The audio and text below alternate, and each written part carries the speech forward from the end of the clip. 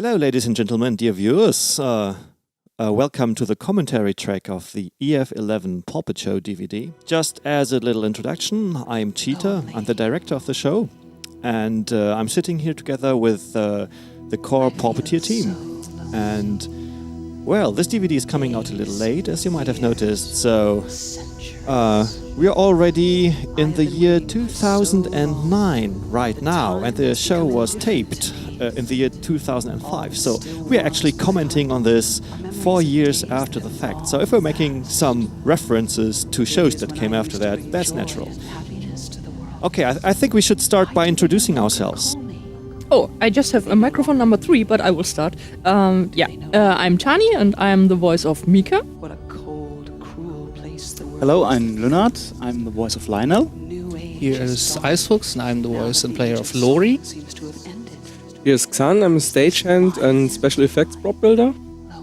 I'm Tiger's Eye, I'm stagehand and assistant puppeteer. I want to see. I'm Olwolf, I'm also an assistant puppeteer and stagehand. No, I must be. Well, I think this is the main cast of the commentary track right now. We have a few other people in the room, so it might be that other people want to say something. Oh, over there we have a voice. Yeah, this is Jarek, and I'm the main sound engineer. Yeah, and there we go, the first scene. Yeah, what we just saw was the introduction live spoken by Heather Alexander. Yes, sure. Our guest of honor of the Eurofriends 11. Wait, is the CD in the player? Way ahead of you. This was entirely played in the dark. There is no error on the DVD. This was actually on purpose this time. It's in the fridge. I suppose you've already seen this, so if you've not yet seen the show and watching this with the commentary on, switch it off and watch the show first, because we're going to spoil everything for you. Hello? Hello? Is anybody home? Why are the lights out? People are busily watching the show. What the? Who left this? Looks like the living room is very untidy here. Oh, and singing out of tune was always our main, skill. Especially in this show, because I think this is the only show where we actually have live singing. Yeah, this comes later in the show. We have entire song sang live by all participants, and I think 2 songs actually sung live. Actually, I had hoped that they would never make me sing again since Eurofriends 10. This is the most horrible moment in my life. But we did. We did. Thank you very much. Didn't you read the contract you signed before you joined the show? No. Bad luck. Yeah, you should have read the small print. Yeah. But where's Poke? There are a few rules that you have to agree to if you join the Pawpetshow team. Actually, one of the fun rules that the Pawpetshow team has is the pink tutu rule. Yeah, if you like wearing pink tutus, you are not allowed to join. Yes, first that, because if you leak anything about the ongoing production of a not yet published Pawpetshow, you agree to get on stage at the next Eurofriends in a pink tutu, and you've got to sing "Can You Feel the Love Tonight?" while the audience is allowed to throw wet sponges at you. And what should I say? In the now 10 years of the Pawpetshow, we never had any leaks of unfinished script or anything. So the punishment works. So. Guys, this could be important, please. Oh yes, and we see Lionel Hello? getting Wearing his phone. wearing his phone on Yes, that's me.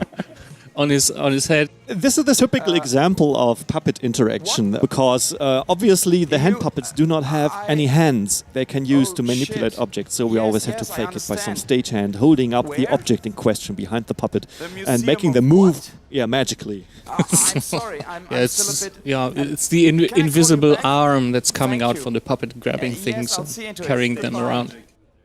We kind of developed that into an art form. Oh, Lionel, what's up with you? Yes, you sound like there's something wrong. Yes, Lori. Actually, there is. I've just been informed that my father has passed away last night. Oh, Lionel, I'm so sorry. Yeah, one of the things about this show is that it was the follow-up for the very successful No, thank EF10 you, show. thank you.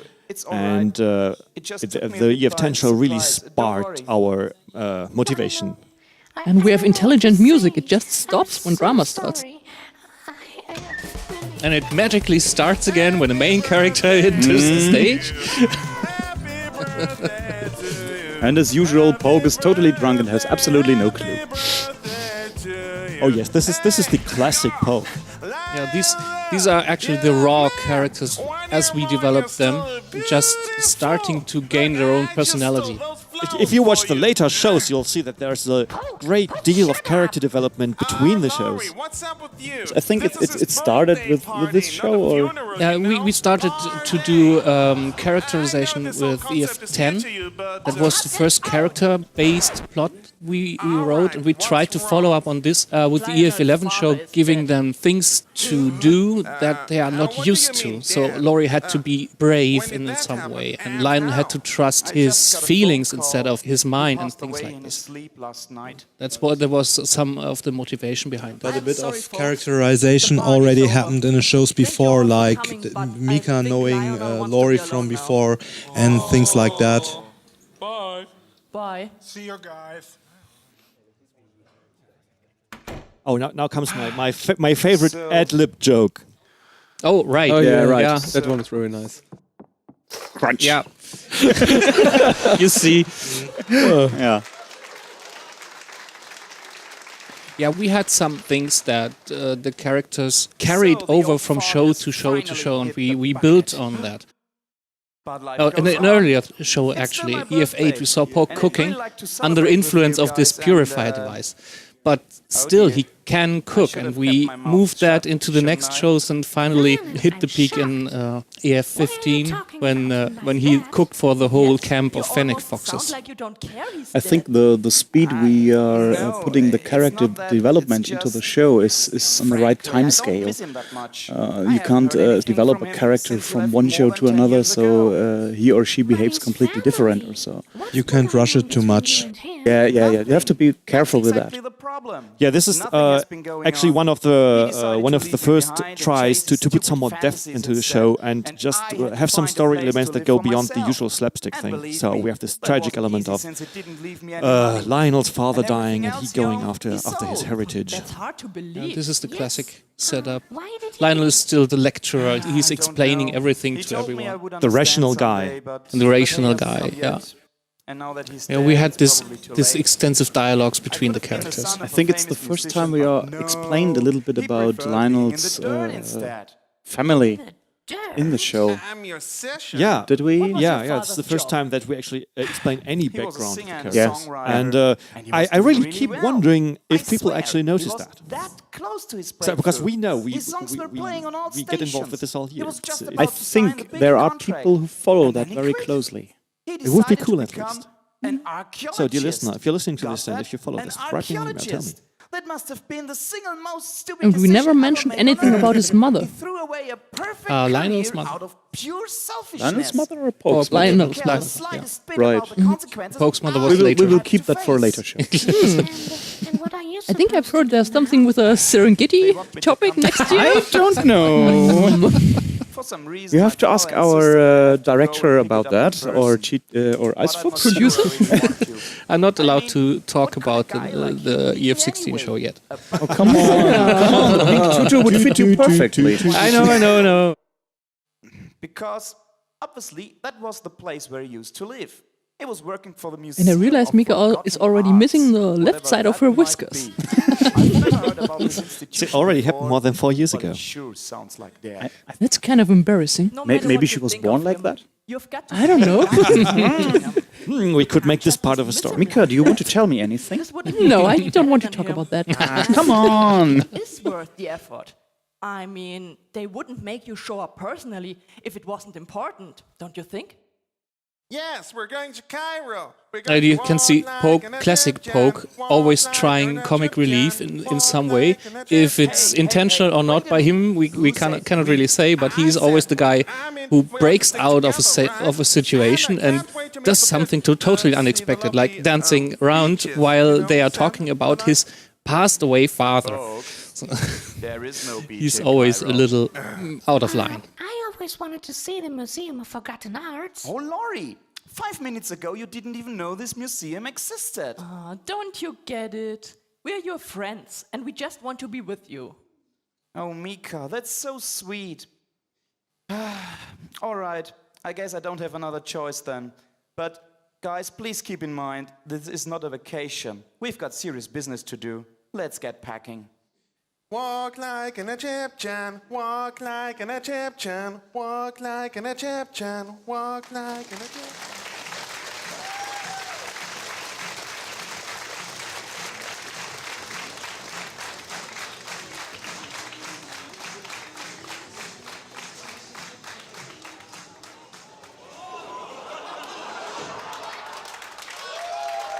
Yeah. Oh, right. Yes. Ooh, yes. Here you see, we get applause for just opening the curtains. Yes. We were very flattered by that, actually. Simple background, yet impressive. Yes. Yeah, it was really bad doing this in Nuremberg, actually. Yeah, but you see, that's one of the earlier shows which have really minimal setup compared to the elaborate background paintings that we have in later shows. Yeah, you will see some of them in this show, but we had dynamic backgrounds, so we didn't have always the two-panel backgrounds, but we had, you see, these banners on the side and the centerpieces. Actually, the fun thing was, when we built these banners, these red, white, black things there, we couldn't try them. Because the only way to try them out and see if they work would have been hanging them down from our balcony. And we didn't want to do that, actually. It would have been a bad idea. Not the best of ideas. We finally did that in our staircase and hung them between the stair flights and saw if they fell right. And we quickly hid them when we saw, okay, this was working, okay, pack together and hide them. But at least those were real CDs at the background. Well, you have to see, this is 2005. That's the year where the whole digital rights management, MP3 downloading thing really hit the industry, and everyone was talking about this. And that's the pre-iTunes time, where there was absolutely nearly no way to actually legally download MP3s. And people were realizing how much they were limited by the music industry. And since we had Heather Alexander as our musical guest of honor, we thought it would only be fitting to have a puppet show that deals with that topic. Especially because Heather Alexander is 100% independent. We took the whole topic and moved it into one step further. What would happen if we just looked and did nothing? So the music corporations rising and restricting everything, having all the power of all the over all the music, and you see even controlling what people are saying, forbidden words, and Don't you dare speak the forbidden word! MP3 kind of was the forbidden word in the industry back then. So this is just, taking reality a step further and making a joke out of it. And actually it was kind of fun to make fun of all this situation here. You know what the punishment is. Oh, it was pretty hard hiding Fairlight behind this throne thingy. Yeah, that's why the throne is so big. Yeah, and there is this black sheet of cardboard. You can see this sticking out to the back of the stage, actually, because from the side you would have seen Fairlight standing there and playing the producer. This development has always been my deepest concern. All sources of inspiration are under our control. I don't understand how this can be. Something must have happened. Perhaps the rumors are true. But you can see how the little red moves. It's one of the things if you go and puppeteer, and if your puppet does not take part in dialogue, you still have to keep moving to make it look alive. So as you can see, all the supporting characters that are not part of the dialogue actually react like little actors do. Especially people starting to puppeteer always forget that they actually have to keep moving if there's actually an act going on or not. One of the first things I was told when starting as assistant puppeteer, if it doesn't move, it's dead. Exactly, yeah. But after a while, your hand starts to do that by itself. Yes, that's true. it's like the character really comes alive, and you will see that. Yeah, we will see an example of that later. Later, yeah. When the puppeteer does something without knowing he did it.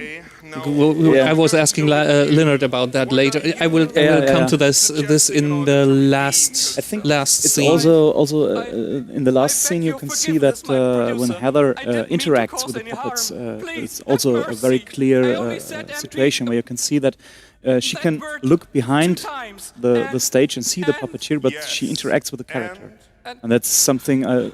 It's very nice, I think, for me as I wish we could have more human puppet interaction, but it's really hard to incorporate in the story without totally breaking the fourth wall. And it's something that worked in this story. You'll see this at the end. You shall receive your punishment. But no, yeah, the poor guy. Oh. The punishment for Yeah. saying the Death by Britney Spears. That's probably the worst way to die ever. Yeah, we had our total own rendition of Britney Spears here. Yeah. Please. What a just decision, my producer.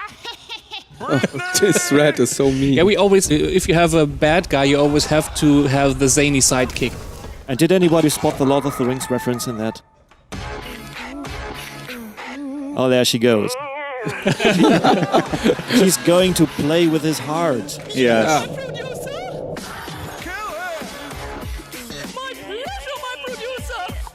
Okay, there's Britney Spears.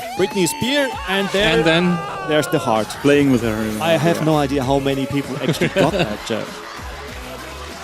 It was fun to build the outfit for this elephant, because I gave Risa the elephant and said, "This is Britney, make her pretty." She said, "How am I supposed to make an elephant pretty?" So, okay, look at Britney Spears, try to make it look like Britney Spears. And she gave her this silver glittering bra and panties and stuff, and then she actually looked quite interesting in this outfit. And it was really hard to play because your hand goes in the in nose? the trunk. In the trunk. So it was pretty hard to hold that stupid spear. And this was flying puppet changing, because this is Tani as well. She played this second minion, changed into Britney, and then back into the second minion. So in a matter of 10 seconds or something. Yeah, if you observed it earlier, she's the first to leave, so she can change to Britney and then changing quickly back to the minion who needs to come in there. I think the small sentence from the rat was just to give her more time. Yeah, and she was a little out of breath when she came in. I don't know if this was because of the fast changing or really acting. I don't know. Too bad for him. Good for us. And too much lengthy dialogue. Send two of our best men to Cairo and get it. I think if this show has a flaw, it's not on the technical side. It's really that I think we should have shortened the dialogue a bit. Yes. We are saying this with, looking backwards with 4 more years of experience. Back then, this was the best we could come up with. It was fun to make. Yeah, today we watch this show and we go like, oh, did we really have to repeat that again and again? Oh no, why does he say that? We could have scrapped that. And oh, not that again. How long is this going to take? Oh my god. But Cheetah, back then we didn't have any scene changes, fillers that explain the story to the audience. So we had to do it all in dialogue. But there was a consequence of that. We found that we could not place all the story into the storyline without totally abandoning our audience. And then we had this idea with the radio guys in EF13 that they were explaining all the background and our characters could concentrate on the scene.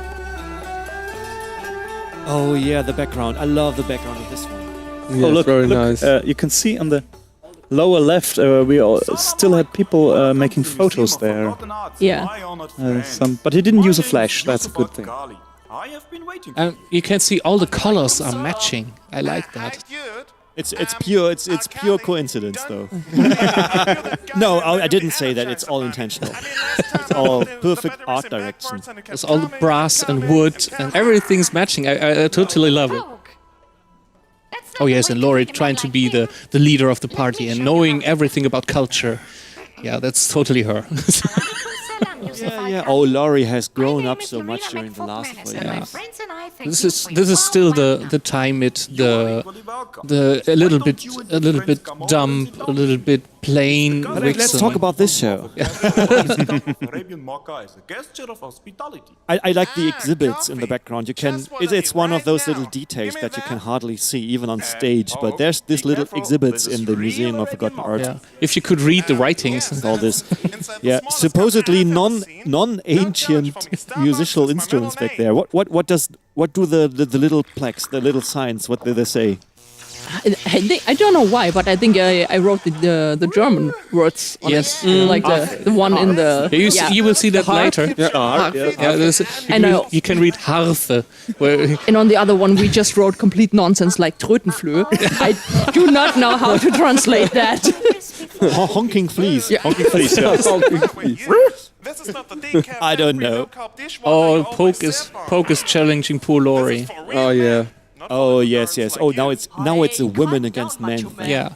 We can handle it. And now Mika shows her bad side. Yeah, that's very bad side. No, actually, she's just pushing Laurie. It's Yeah, just of course. She's so she's self-confident in the way that Laurie isn't.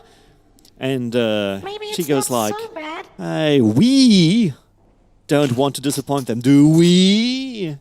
And Laurie is the one who has to, drink the coffee. Now she goes completely bonkers. Don't try this at home, kids.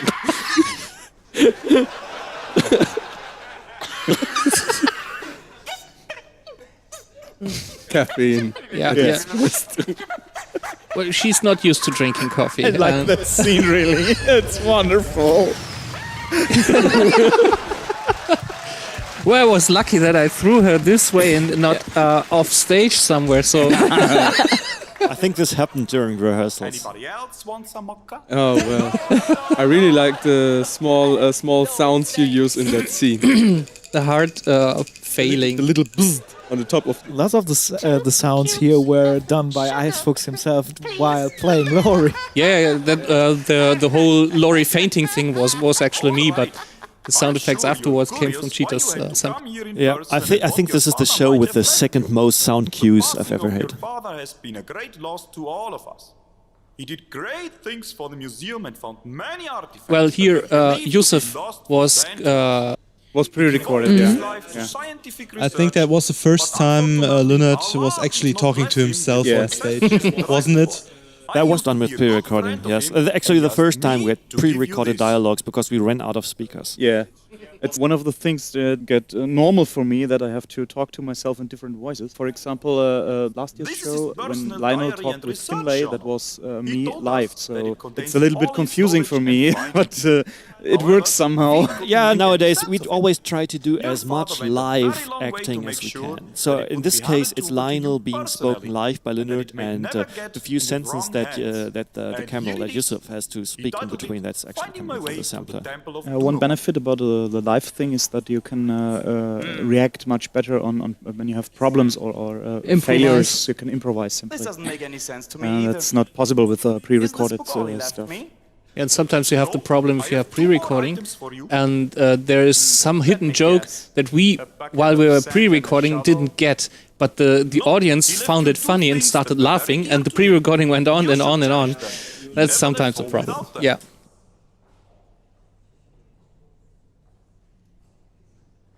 A whip and a hat? Thank you, Daddy.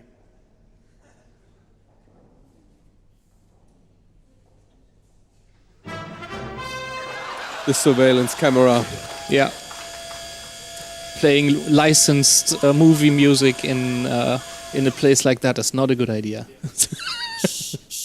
No licensed music in the halls of the museum. Okay. And I remember that the sheet with the notes on the right side, we printed it out and then we tried to make it look really old. So we jumped on it, we stepped on it, we set it on fire, we pulled it through the dirt just to make it look older. And I think we did a pretty good job. Yeah, it looks I really hope you don't do that with your commissions. Couple hundred years old. Unless you want to. Yeah. It depends what you ask for. Songs for every occasion. I want a footprint of Tani. I want a footprint of Tani. Nowadays, songs have become intellectual property, turning open hearts into. There you can see it, Harfe. Inspiration for everyone has now become. I wonder if Yusuf ever had something with the cleaning lady from Eurofront 13. He has no wet floor. The cleaning lady immigrated from Egypt. From Egypt. Maybe a family member.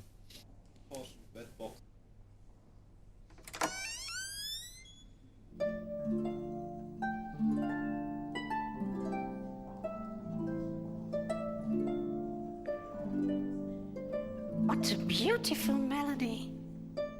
I've never heard that melody before. Yeah, that was.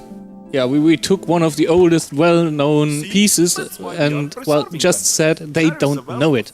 Because all the music is gone and then just... Including the public domain music. Yeah. It's part of the story. And each of these boxes holds one of the forgotten songs? Oh, this is... And now this is Laurie again. I can't wait to hear all of Don't them. ask questions, just do what you want to do. Yeah.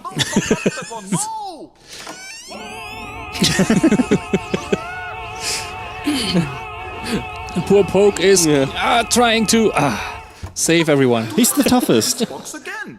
This is our collection of spare vocals. Yeah, it's like you have old songs in boxes that you need to restore like old paintings. So you actually do need old replacement parts. I'm sorry, I didn't know. May I open this one? Look how Mika's already getting curious. Curious kitty. Oh, look at this. It's a red herring. This is one of the jokes that we've always found much funnier than the audience did. Probably. It's actually inspired by an old Nike commercial that nobody remembers anymore. Foot Locker. Or Foot Locker. Foot Locker? Yeah, whatever, yeah. Some shoe company. But actually that happens quite often, that we think some parts are funny and nobody's laughing, and then some other parts that we think it's okay, and the audience just exploding of laughing.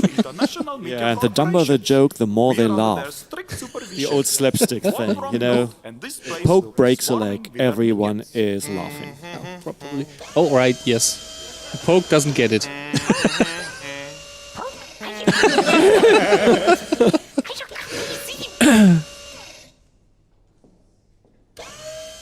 That's so the classical type of camera. Yeah. Hold on a stick. Yeah, it's the show that we started putting props on a stick.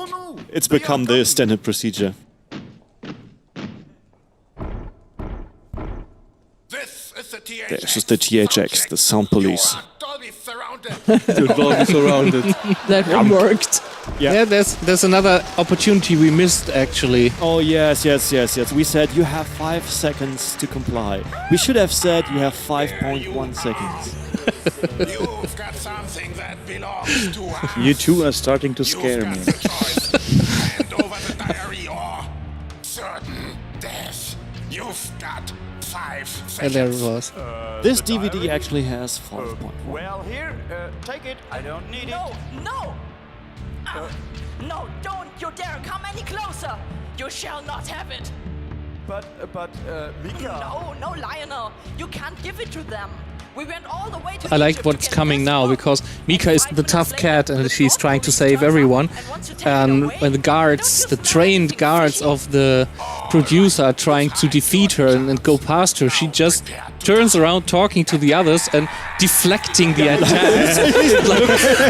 It looks so violent. Yeah, and she's just an impenetrable wall to her. I think the choreography is leaving something to be desired. But well, she does. She gets the job done. She just wins time for the others to run away while she is just standing there. She keeps on training every year. She's getting better. This is why we had the box of voices on the stage, because we needed to get the other guys from the stage. Yeah.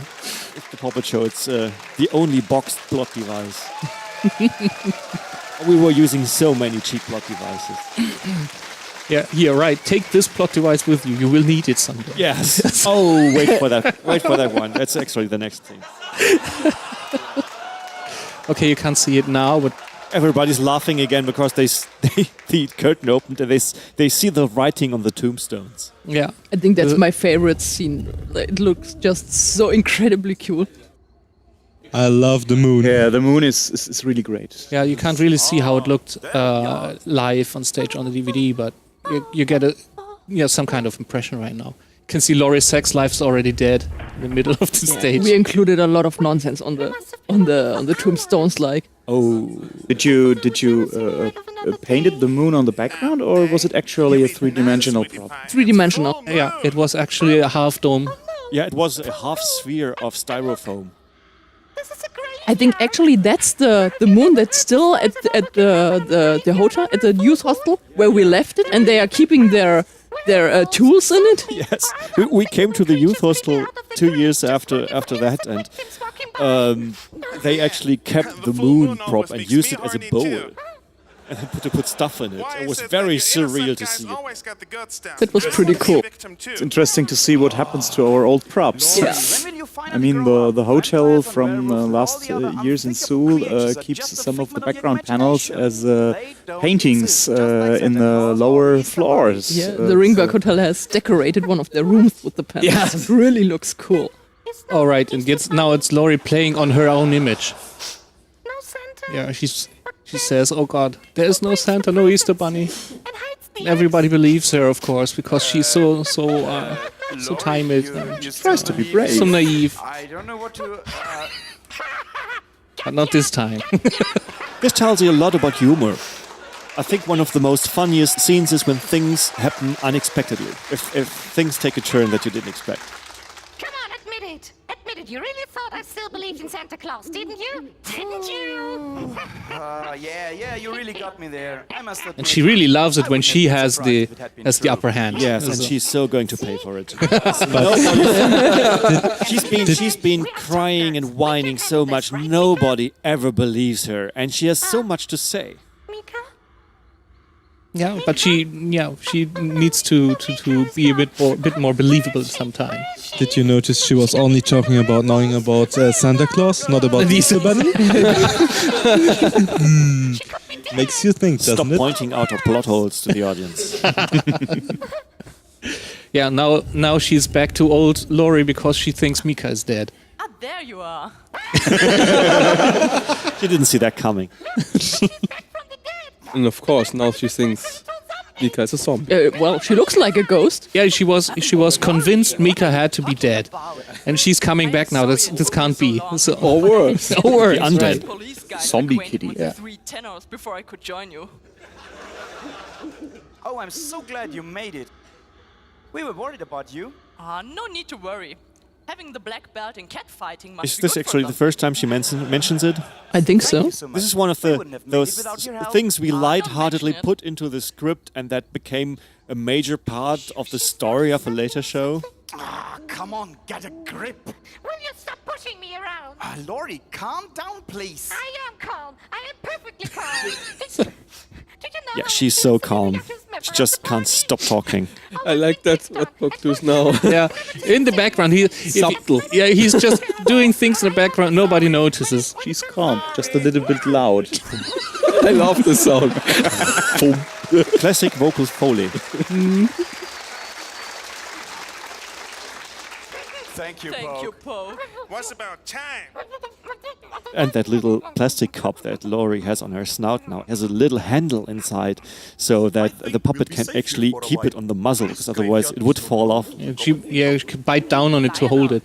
Do you still have I the really diary? love the way Because now I'm Icefox really is curious about your mumbling father's with notes. Laurie all the way. There are so many people trying Hey, she's so trying hard to make get herself it. heard Your in some father way making such a because she fuss wants about to say something. Because secrecy. when they start reading the first clues in the book, she immediately recognized the line. She knows what it means, but she can't tell the others because she's muzzled. But that's the problem we talked about earlier. She was whining and doing stuff all the time, and nobody's listening to her. She doesn't do that anymore. Yeah. She grew up. I think we would have bored people if the characters wouldn't develop between shows.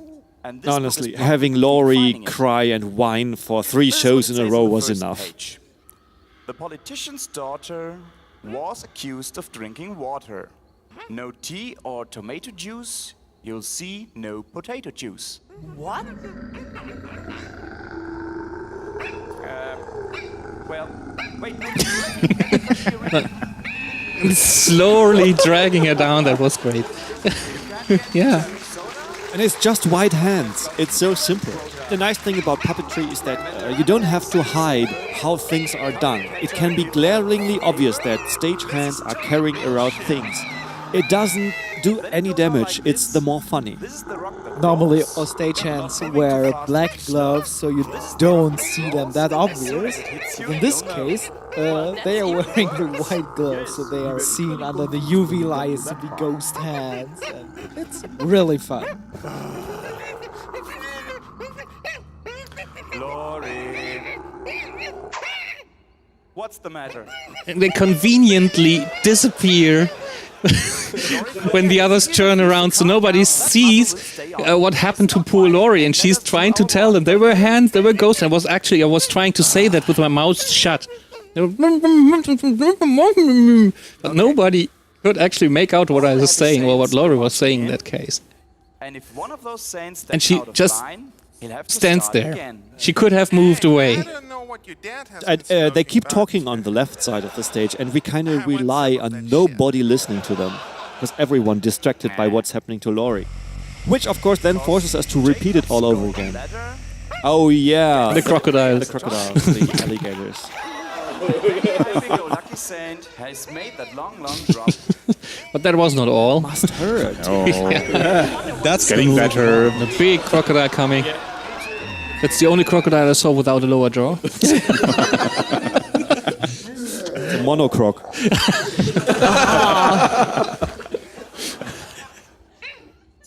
It's really strange here. Yeah, it's really strange, I must say. But it's a puppet show. Stay put. And if you want to have really disgusting sounds, just make the sound of something throwing up and then add something wet to it. Do you understand? She's still trying to tell them it's not my fault. It's not my fault. They are attacking me. They are ghosts. They are. I just realized. Oh yes. Yeah. Laurie's muzzle looks exactly like Yusuf's head. I think it's the same thing. Made in China. Not quite. Now comes the special part. Yeah. Meat pounding Laurie with the tombstones. Yeah. It's Velcro to the backdrop. You can see that next. Yeah. Because it's just one stuck to the background when I tried to put it normal on it, so I had to do a smack on it to get it firm again. Yeah, this actually happened in the dress rehearsal. He tried to put it back to the background. It won't stick and fell down all the time. And he just slapped it to the background. Then it stick, and we were all falling down with laughter and telling him, "Do that again in the show. Do that again in the show." It's just so unexpected. Together? I'm not so sure anymore. Hey, guys, you noticed anything? No. What do you mean? Laurie has stopped whining. Yeah, it's the only thing they recognize is that Laurie is quiet now. What about time? Because she's unconscious. Poor little Laurie. Oh, you can be quiet after all. That's really evil. It wasn't that hard, was it? Unfair. Laurie knows when they remove the muzzle and she tries to tell them what happened to her, they would just muzzle her again, so she doesn't mention it. Okay, guys, we have no choice. We'll have to go through it again. As nobody listened anyway. Yes. No, not again. Yeah. Let's see if there's something we've been missing. Now comes the part the audience probably has not heard, because all the things going on about Laurie. So we had to repeat. point it out. Dear audience, in case you didn't notice, we just talked about something very important. So we are going to repeat it for you very slowly. Really? What? Yes, I tried to tell you guys, but you wouldn't let me. Now she's trying to give them a bad conscience about treating her this way, of course. Yeah. Laurie, it does It's never sound her like fault. familiar to me, but I can't really remember when I first heard it. So where is it from? I feel a song coming up. Yeah. Actually, this is the first live song we did on stage. Oh yes, we decided to sing it live. And it worked out very well. It was quite okay. That's one of those Muppet Show moments when you will see the stumbling Muppet completely. Yeah, you see the lighting is changing just for the purpose of singing, and you will see later on in the song that there are some Hanson moments coming up. I was gonna say, you can see pretty well how the mood of the whole scene changes with the lighting. Yes, you can't just imagine them singing in this blue blacklight scene on a graveyard. It just does not work. It's cheerful and everything is great, and they're singing and dancing. And Laurie's sex life is dead. Yeah, still on the graveyard. They're dancing on graves right now.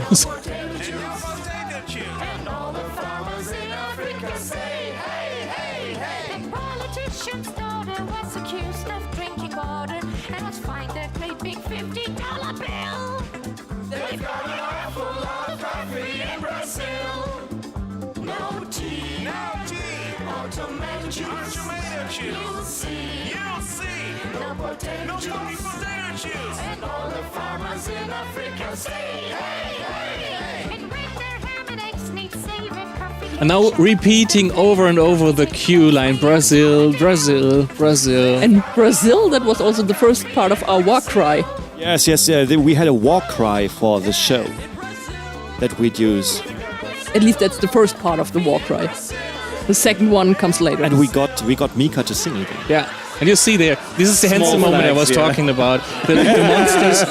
The monster hands joining in and little Brazil flags flying over the entrance of this tomb. Everybody loves coffee. It's the fuel that the world runs on. Without coffee, this show will not be existing, because normally rehearsals take until 3 in the morning, and without gallons of coffee we would be dead. Yeah, especially during this show. I remember that we had the concert rehearsal before the Pawpetshow rehearsal on the same day, the day before the con would start. And I think we started rehearsing way after midnight, and the pure playing time of this show, if you just run scene after scene, is more than 2.5 hours. The dress rehearsal usually takes much longer than the actual playing time, usually twice the regular running time, because the dress rehearsal is the first time we rehearse with the full set of props and backgrounds and the lighting and the sound and everything, because we do not have the necessary space and equipment to do that in the basement where we usually do the rehearsals. And so I think this time it took like I think 5 o'clock in the morning or 6. Yeah, we were back in the rooms at about 5:30. I remember that. That's pretty early, if I remember the EF. Yeah, well, the EF15 rehearsal was something else. Yeah, and 14 as well. 14, I don't know if it took that long. I think I went to bed and some of the cleaning women came to me and said, "Good morning," and I was like, I was just about to go to bed. And Heather Alexander stayed up with us to the end. She was still pretty fascinated by what we did, especially because her act was the end of the last scene, so she had to stay up with us all night long. Our guest of honor, it was so embarrassing, but she didn't mind. But sometimes you know what jet lag is good for. Yeah, like staying up until 5 in the morning. It worked to our favor this time. It is such a wonderful place of ancient history and adventure. I wish I could come with you. Well, if you want to, we can use all help we get. Yes, why don't you join us? Oh, thanks for the offer, but I really can't go with you. I'm an old man myself, and if I don't stay here and take care of the museum, who will? Yes, my little one, it's time to say goodbye. But before you leave, I've got something for you. Oh, what is it? What is it? Here, please accept this flask. Oh yeah, there it is. Take this plot device with you, you will need it later. It's a bottle device. Talk about choppy story writing. At least we did not have an explicit plot hole. Thank you, Yusuf. That's very kind of you. But we must go now, to the Brazilian rainforest. But how do we get there? Just follow me. I know a secret. Yeah, he knows a secret passage to the airport. Yeah, he knows a secret passage to everywhere. He knows a secret passage to the next scene. Just follow me, this is the way to the next scene. I just need to push this button and...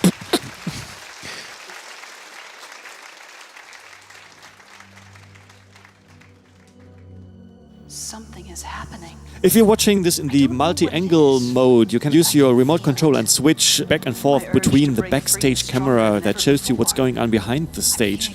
And during the scene changes, you should see the little stage ninjas whizzing around, trying to set everything up in time-lapse. I wish I could see more clearly.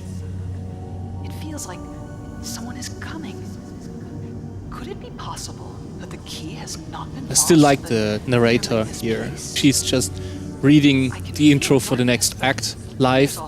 It's too bad she was living so far away, because she's an awesome actress. I think so too. It's just really hard to cooperate with Heather or Ella, because even during the rehearsals we didn't even know if she would take part in the show, because she didn't respond to emails very well. It was really hard to get hold of her, and we kept sending emails and didn't get any response back. So we had essentially written a complete ending song with parts for Heather, and we were hoping that she would be able to do that. Yeah, we were praying.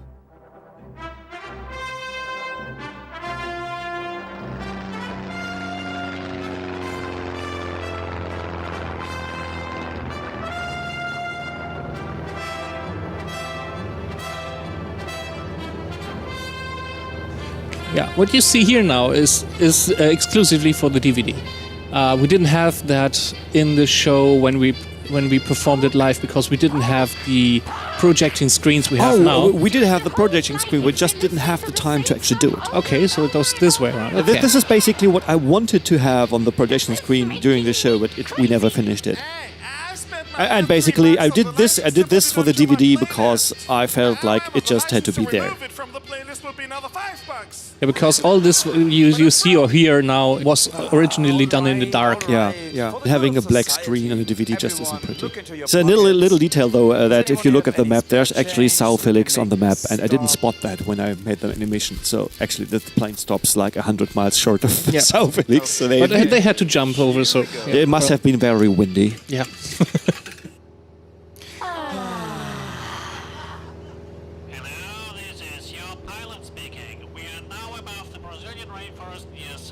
There you can see Sao Felix. Of course, nobody told Laurie that they were supposed to jump with a parachute. As you can hear now. Get ready to jump! Hey, did you really believe those straps were safety belts? Well, in a way they are. And don't you remember the line from that book? And many a happy-go-lucky saint has made that long, long drop. The management of Poke Airlines wishes you a pleasant flight. See poor Laurie falling down from this plane. 1, 2, 3. Yeah, it's an airquake. Yep. Typical comic effect. But yeah, that's something you don't have to see, you just have to hear what's happening. So. It's one of those shows where each scene still ended with everyone going, ah! We don't have an R on the end. We're doing something wrong. I love that effect now. She's falling from top. Too bad the parachute didn't open. Yeah. There was supposed to be a parachute. But on the other hand, I mean, the parachute was not supposed to open. Not this one, but then, yeah. It was funny enough that we had Laurie falling down from the ceiling. Actually, nobody would have expected that. How did we do that? Well, we had Laurie strapped to the trussing above the stage, and had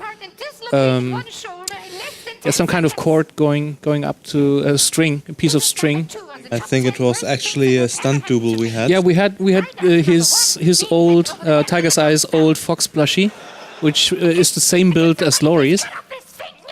And he's our stunt fox. You didn't even see that he was not a female but a male. He was hanging on the trussing for the whole show until this moment, and he was fixed with a piece of string. You can do incredible things with fishing line, like dropping Laurie or dropping chandeliers. Chandeliers, yeah. Leaving them on the floor. Which I can't reach from down here. It can't possibly get any worse than this.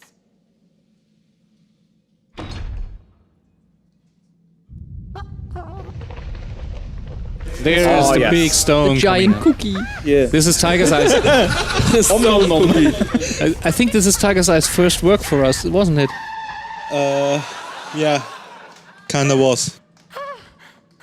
You can see at the shadows there are some people coming up behind him, and there are right now 3 people there. What is the giant rock made out of? Actually, it was a big loop of plastic piping with isolation mattress span on the outside. I think there was a wood construction below too, so it actually would keep the shape. And another piece of piping for the mouth, so you could actually open it. I can still do it. One of the sad things that reminds me of is that we usually play these shows only once, which means we do not take any of our props and backdrops with us home, except for the very small ones. And so after the show, we had to put everything into the trash, the backgrounds, everything. And I remember, I think it was Tani who helped scrapping all the backdrops. I think so. At least some of the backgrounds made it, like in the Ringberg Hotel. Or some of the audience people started after the show, after the con, they started sawing and cutting out some of the parts of the backgrounds to take them home.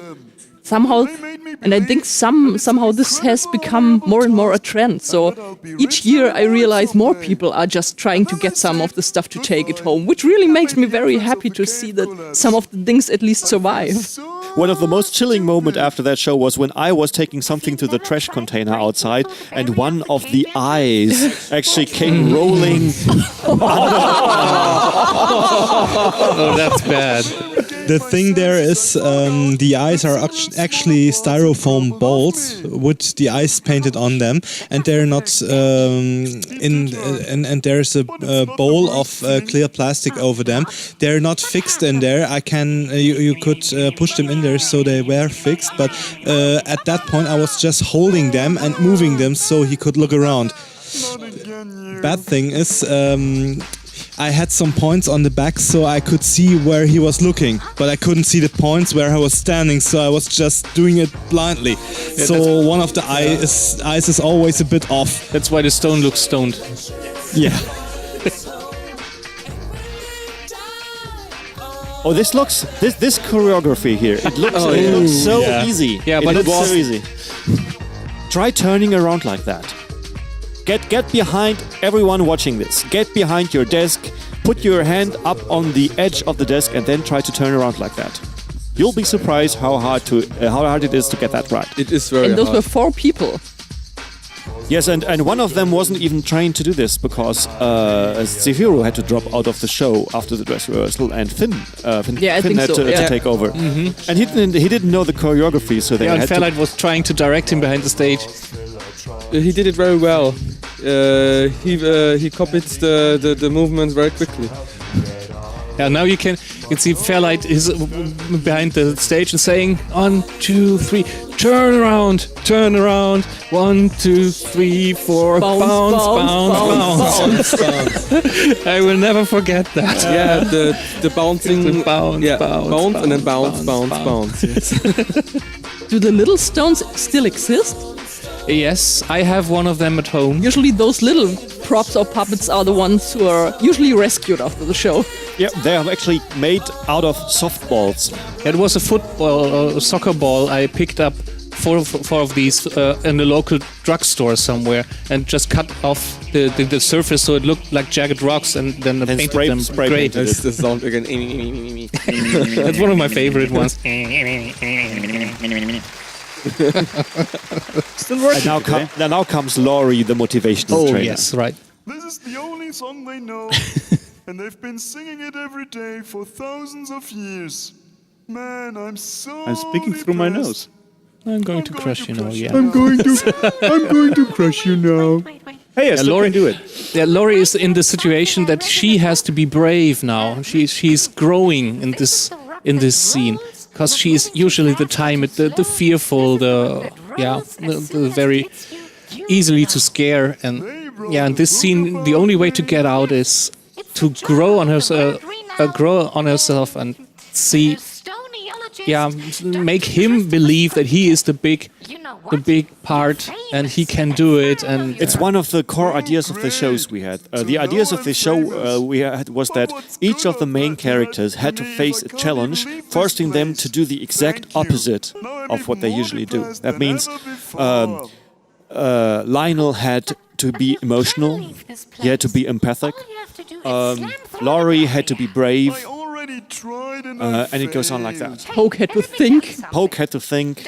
He wasn't used to it, you can see that later. You mean usually he doesn't think? Not much. At least not with his brains. Yeah.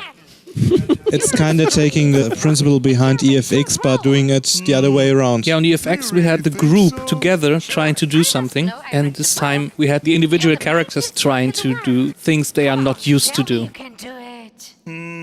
Can I? Come on, I know you can do it. Give me an R. R?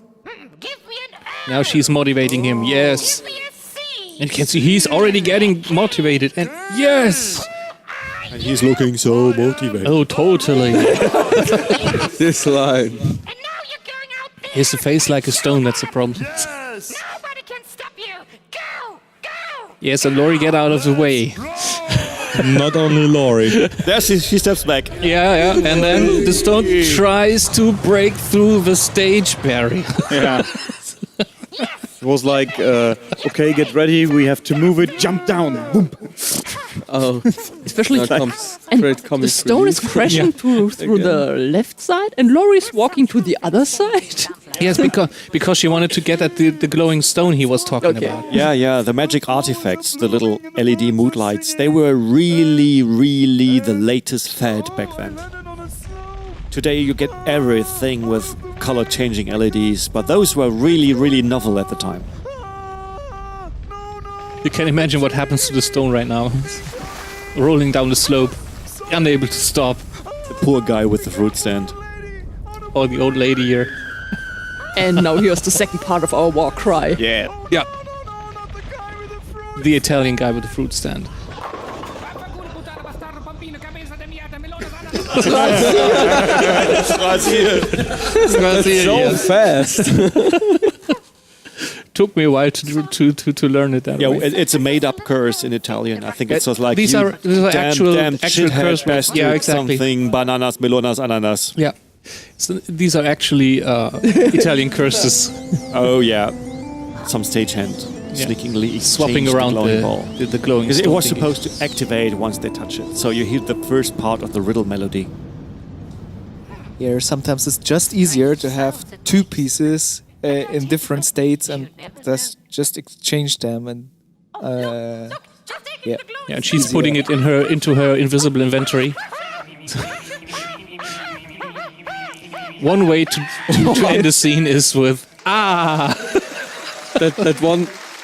By the way, you'll notice that the little glowing stones play different parts of the ending song melody. Laurie's stone played the main melody, then I think Mika's and Lionel's stone was the bass. Yeah, the bass, and then Poke got the rhythm. 1,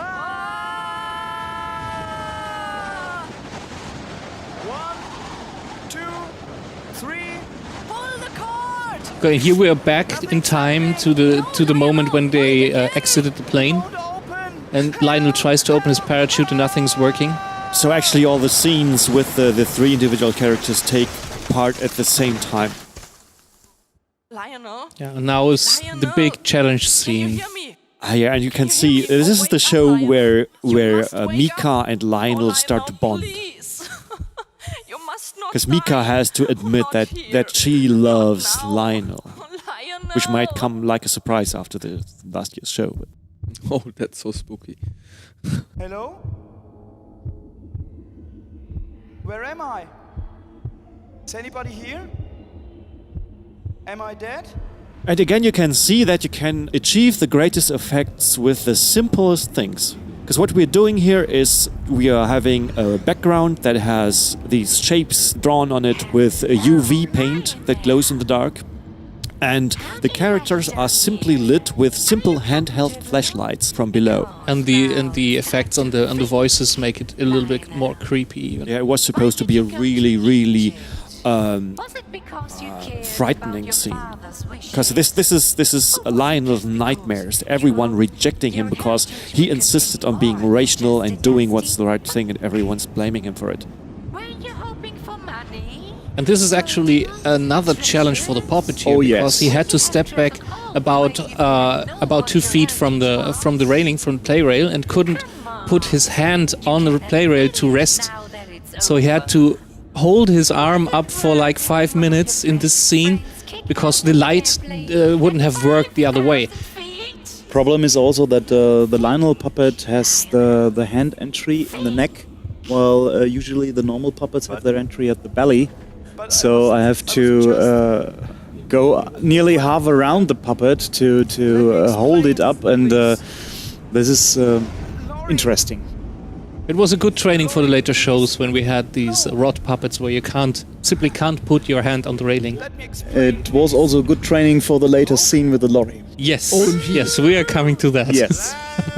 You could argue that dream scenes have been overdone, but they are such a convenient plot device to tell people about things that only goes on inside a character's head with actually having to act it out. I like the video filter effect, which is put over here. It adds to the scene nicely. There's blurring and the blurry edges, yes. And you can see Poke talking to him, but as if he's completely drunk, because Lionel is remembering his encounter with Poke the day before when they were at his birthday party. It's like a dream, right? When you are seeing things in your dream that have happened before, but mixing them up. Is that you? Hey, and there's Lionel's dad, who looks exactly like him. Yes. Just that he has a white mane. You can't really see this on the DVD, but he has a white, a grey-white mane, so he looks older than Lionel. And I had a native British speaker to actually coach me on the accent. I wanted to have him a British accent. I don't know if I succeeded or not. I had the British speaker on phone for a while. It was Footpad who coached me. The funny fact is that the puppet, which is Lionel's father, is a newer version than the Lionel puppet itself. You can see that the original Lionel, the front paws are hanging down, while the newer Fogmanis puppets have a straight paws. They don't hang down anymore. No, Dad! Come back! Don't leave me! Don't leave Now, me again. 4 years after this show, we're actually getting problems because the puppets we use, even the models, are no longer being made. And it's getting hard to get replacements, especially with Mika. If you look at Mika during the shows every year, you can see that she gets a little bit more roughed up every time. She's aging. Yes, she is. No, I'm not. Well, we acquired, like 4 replacement Mikas now? I don't know. Yeah, I think I have 4 in total, including Mika. They're real collector's items. Yes, they are. We're keeping them in the cupboard, away from pets and... Yeah. It is. Yeah, does Lionel have any stunt doubles? I think he's the only one who never had one. No, I have only one Lionel.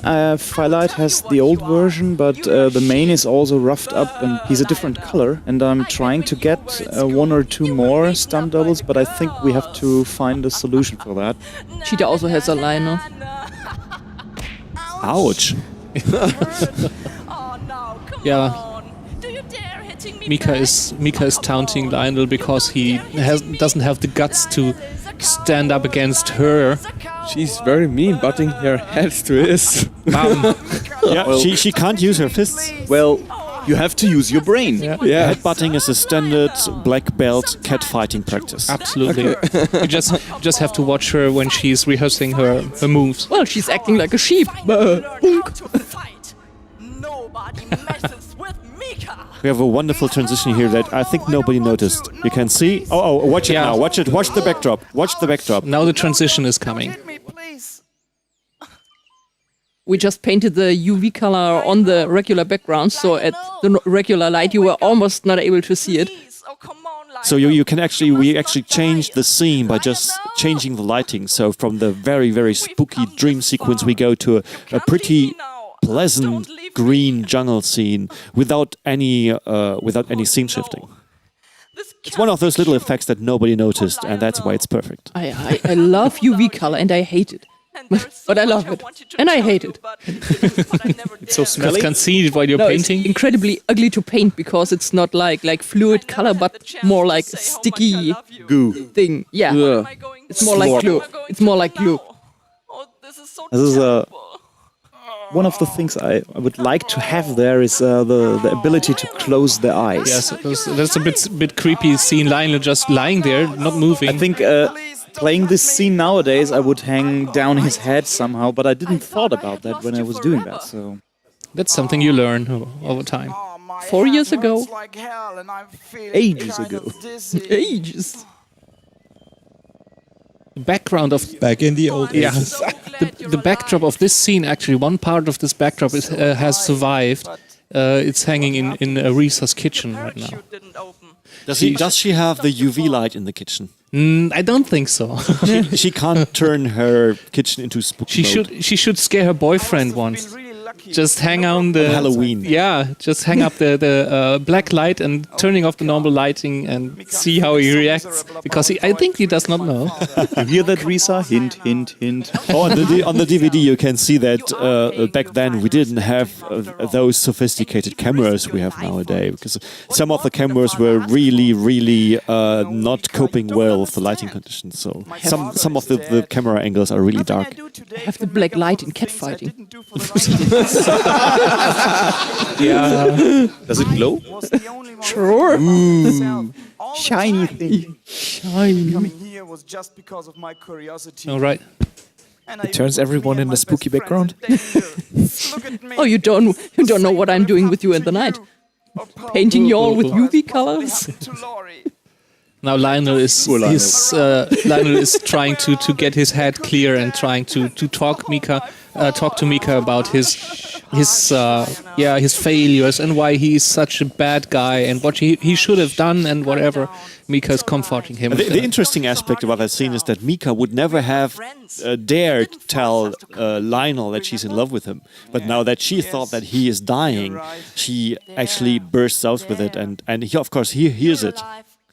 And well, they've been a couple ever since. Yes, this is probably the moment when they both realize that they belong together. So next year they can celebrate their 5-year anniversary. Right. Probably they can. Yes, yeah. They could marry.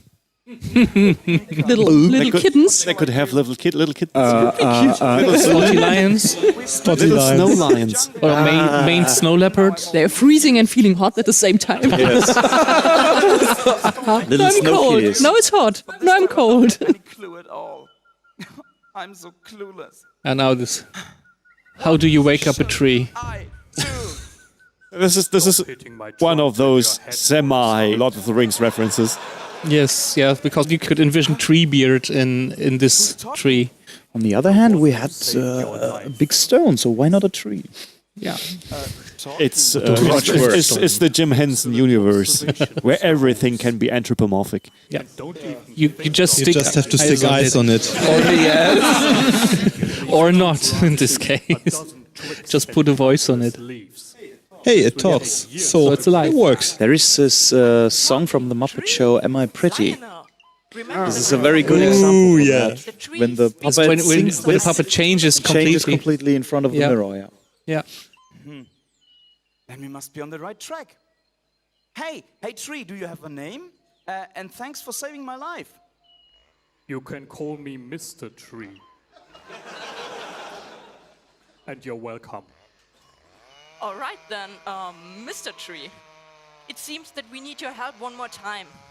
We are looking for something, but we don't know exactly. And you hear what the chainsaw in the background already going on. And it's so funny, actually. We bought that chainsaw with no idea what to do with it, and we thought, well, let's write a scene with a chainsaw in it, and that kind of inspired us to do a scene with an anthropomorphic tree that needs to be saved. Well, usually you buy the props after you wrote the scene. In this case, it's twice. Actually, it cuts both ways, really. If you want to write such a script every year, you have to just walk around with your eyes open and take all the inspiration you get. And if it's a bloody chainsaw, then it's a bloody chainsaw. Whatever works. Yeah, this chainsaw isn't even bloody. Not yet. No, not yet. I remember when we bought it, and I had my camera with me, and Cheetah was playing around, fooling around with this chainsaw, and I was walking in front of him, and he was attacking me with the chainsaw. I was falling down on the ground. He was going at me with the chainsaw. Ah! I still have this piece of footage on my camera. You know, if you see something that could be a puppet prop, and you just pick it up, and people instantly start playing with it, then you know that you have something that is worth picking up on. What are you doing here? There we have our trademark panda. Came to see I'm cleaning the rainforest. He's taking a break from the shows after a while, but you know what I realized? Might come back one day. Who knows? It's very funny to have a panda bear taking down the rainforest. It's not bamboo. Yeah, but it's still a bit weird. Yeah, it's a bit weird. Well, you also have a snow leopard in the Brazilian rainforest, if that isn't weird. And again, it's instantly Mika guarding Lionel here. We are from the Museum of Forgotten Arts in Cairo. And usually Lionel would be supposed to say, well, cut down the tree, we need the artifact. What the heck? I don't care. But that near-death experience he had, that taught him something. He's starting to explain it to Mika why he's reacting this way. So. I didn't see that Lionel was bumping his head into the tree. It's one of those things, actually, where we have too much dialogue explaining what we try to get across instead of that just showing it. It's show, don't tell. Something we learned over time. Well, it was the first try to actually add some depth to the story. No, you're not getting near this tree. Ha! There comes the character-defining moment for Lionel. He finally realizes that there's more than logic. We can give this guy here as many explanations as we want. He will not going to understand. He will not go into? Some misreading of the script. So. These are funny things that happen while performance is running. You're reading a script, you're trying to stick to the lines, and you're speaking, but you're realizing you did something wrong, but you don't know what, and you just forget about it. Just go on. No dead air. Yeah, if you try to correct yourself, it's going to be embarrassing, so just go on. Trying it with searing hot water. Yeah. I remember that one. Yeah. I think it's notable that the actors behind the stage actually do read from the script, so it's not all recited from memory. But after so many rehearsals, actually, it's just more or less a fallback. Yeah, you're speaking, or you're just reading from your memory, but you have the script with you. Just if you get stuck, or just to see, where am I? What am I supposed to say? Oh, right, and then there's to kind of guide you along. Yeah, and there's lots of ad-libbing. Mika was just commenting in her own way about the panda, praising Lionel of being such a good guy. Yeah. Well, having everyone bump their heads into the tree was one of those failed running gags that people just didn't get. And they let the panda go near the tree now, even though he still has his chainsaw with him. But they're trusting him that he's not cutting down the tree. And actually, he is helping them. This is something people didn't see at first, that you could just turn around the numbers and make other numbers out of it. You can see the scratch marks on the tree bark, actually, from the rehearsal. Because it's all styrofoam. Yeah. Oh, I see. Thank you. Sorry for the misunderstanding. Have a nice day. Bye. Yeah, remember the "Have a nice day" line. Comes back in the prison scene, but a little bit with another meaning.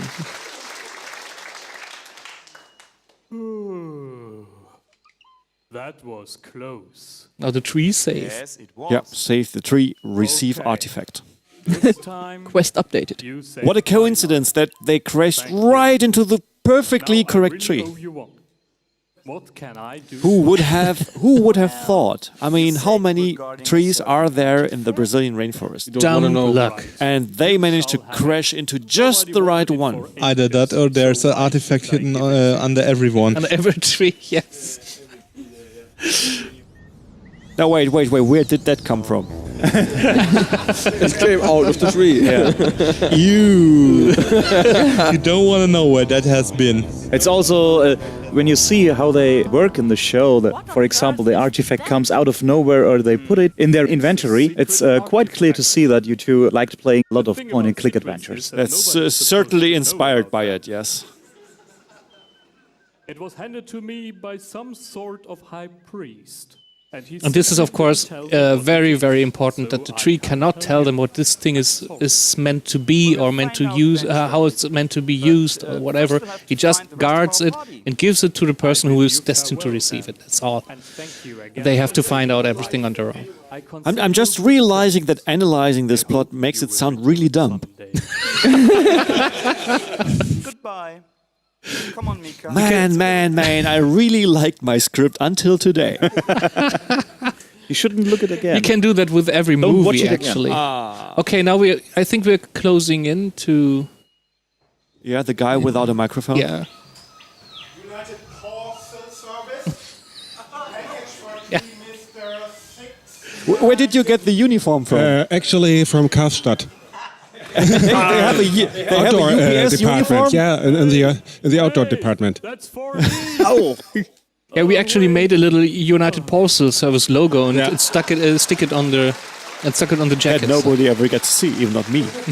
I think the audience got the hint. So yeah, it was just one of the little details we knew that were there, so we had a better feeling about it. Yeah. Oh, yeah, you're right. This is fun. Oh yeah. It's one of those completely pointless waste of time scenes. Scooby-Doo, where are you? Yeah, if you did this in a real movie or in a cartoon, you would have 20 doors and people coming out of these doors, entering other doors, and always missing each other. Yeah. Where is Walt? Yeah, something like this.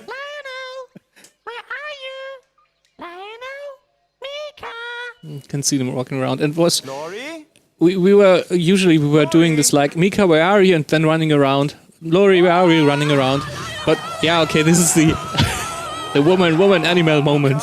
That was a puppet we made up on the fly, I think. Yeah, it was just an old fursuit glove I had lying around, just fuzzy fur on the backside, and we just pinned a stripe of white to it and stuck in some eyes. It looked like a furry Cthulhu.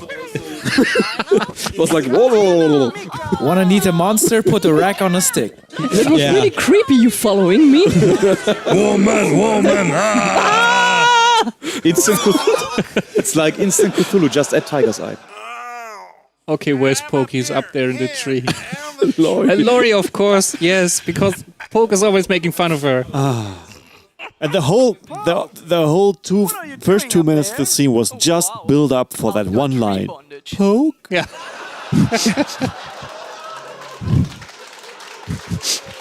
Now everyone making fun of Poke, and he deserves it. Yeah. Payback. Especially for Laurie. Now comes my favorite line from Mika. Yeah. And it's fucking beginning to get on my fucking nerves. I can see your balls. I love it. See, it's one of the dumbest jokes. I mean, but it works. No rehearsals, no 3-minute build-up, no thousands lines of creatures. I can see your balls. Everyone's lying on the floor laughing. Yeah. So typical. Hey, audience. Thing. I don't care. Just get me down. We can tell Poke is annoying. Yeah, that's his annoyed voice. We've got to make a plan. How do we get him down? Preferably without getting our asses kicked. Laurie is of course sensing her moment to get back at Poke now. Can't we just leave him up there? My day has been bad enough already. Yeah, her day has been bad enough already, of course. Her day. Not every other days, but her day. At him until he falls down. No way! I was wondering where they were getting coconuts from in the Brazilian rainforest, but they could have thrown the artifacts. It's true, but I didn't know they had one. My suggestions, I can just as well shut up. Who's going to listen to me anyway? Good, she took her muzzle with her. I like how she smacks it on the that was the railing to get it firmer. Why does she do that? That's a very simple reason. That was a handling problem. I had this thing in my hand. I wanted to get this on the snout, but without showing my other hand because I was holding this thing and my script in one hand. So I just dipped down with the snout behind the stage, took Laurie's the muzzle into Laurie's mouth, but it didn't quite fit. So I just came up, smashed it on the railing, so it just snapped onto the muzzle and could present it to Lionel. Here, see, I'm muzzled. Especially that point is so funny. I did like pointing it to showing him. Look who we have here. You are under arrest. Don't even think of moving.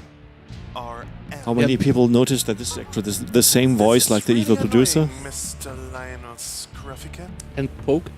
No matter what we try. And this is a funny thing because Mika is going to is being enraged now. She's of course, and she doesn't attack the leader. She attacks the minion. But that was a reason for it why we did that, because the leader has to talk after Mika was captured.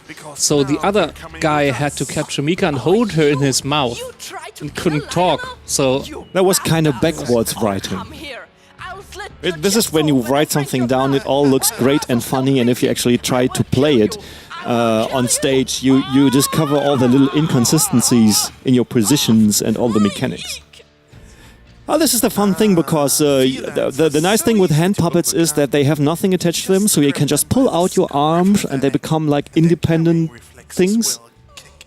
He just shaking her so you can see she's still fighting. And he had to hold onto Mika's neck really, really tight, because if she had fallen down the front of the stage, that scene would have been over. We had several scenes over the years where we thought, oh my god, if now that puppet or that thing drops, everything is ruined. It never happened. Luckily, no. Fortunately, it never happened. We were always afraid enough. Yeah. It's really hard to hold another puppet when you're playing a puppet, because you don't have that much strength. Yeah, not enough traction. There's a lot of stuffing between your hand and whatever you try to. I just remember at the first show we did exactly the same. We had the dead puppies aren't much fun, and we had the two ferrets trying to reanimate the sheepdogs, and they were just placed on the rail, and we had to hold them with one hand and reanimate it with the other. Welcome back, everybody. This is the second part of the commentary track for the EF11 Pawpetshow. Hey, come back. We just saw 3 of our main characters being led off by the Thought Police, as we call them, the THX. And, well, Poke is left behind in the tree. And nobody told them that there is still one of them left there. So he is actually the one who can save them all. He's entangled in his parachute in the tree, and he can't get down on his own, so he needs some help, but his friends are all gone, so what is he going to do? I give up. I'm completely tangled in this fucking parachute. Shit! I'm stuck. Lionel! Mika! Come back and get me down! Lionel? Mika? Laurie? Now the next scene is a very prominent example of script writing going wrong. Except of that one. I like that one. Actually one of my favorite jokes. Yeah, you can imagine how long this rock has been rolling for right now. So you can tell that that they have not been far away from each other, at least. Whoa! This was a 2-second prop. It took us about an hour or two to build, and it was seen like 2 seconds. Oh, less. You can see with this prop how much effort the people are putting into the show. So. And this bloody parachute wouldn't just stick to the play rate. Hey, what's up with you? Have you been living in a cave? The obvious joke being made. At least it got a chuckle. well, at least I'm on the ground again. I mean, I like bondage. This was a show where the audience was laughing at jokes we didn't expect, and vice versa. Yeah, one of the shows. Always every show, I think. We should write a script for the audience. Yeah. Are we writing this for the audience in the first place? We need one of those signs. Applause. No. A sign, lol.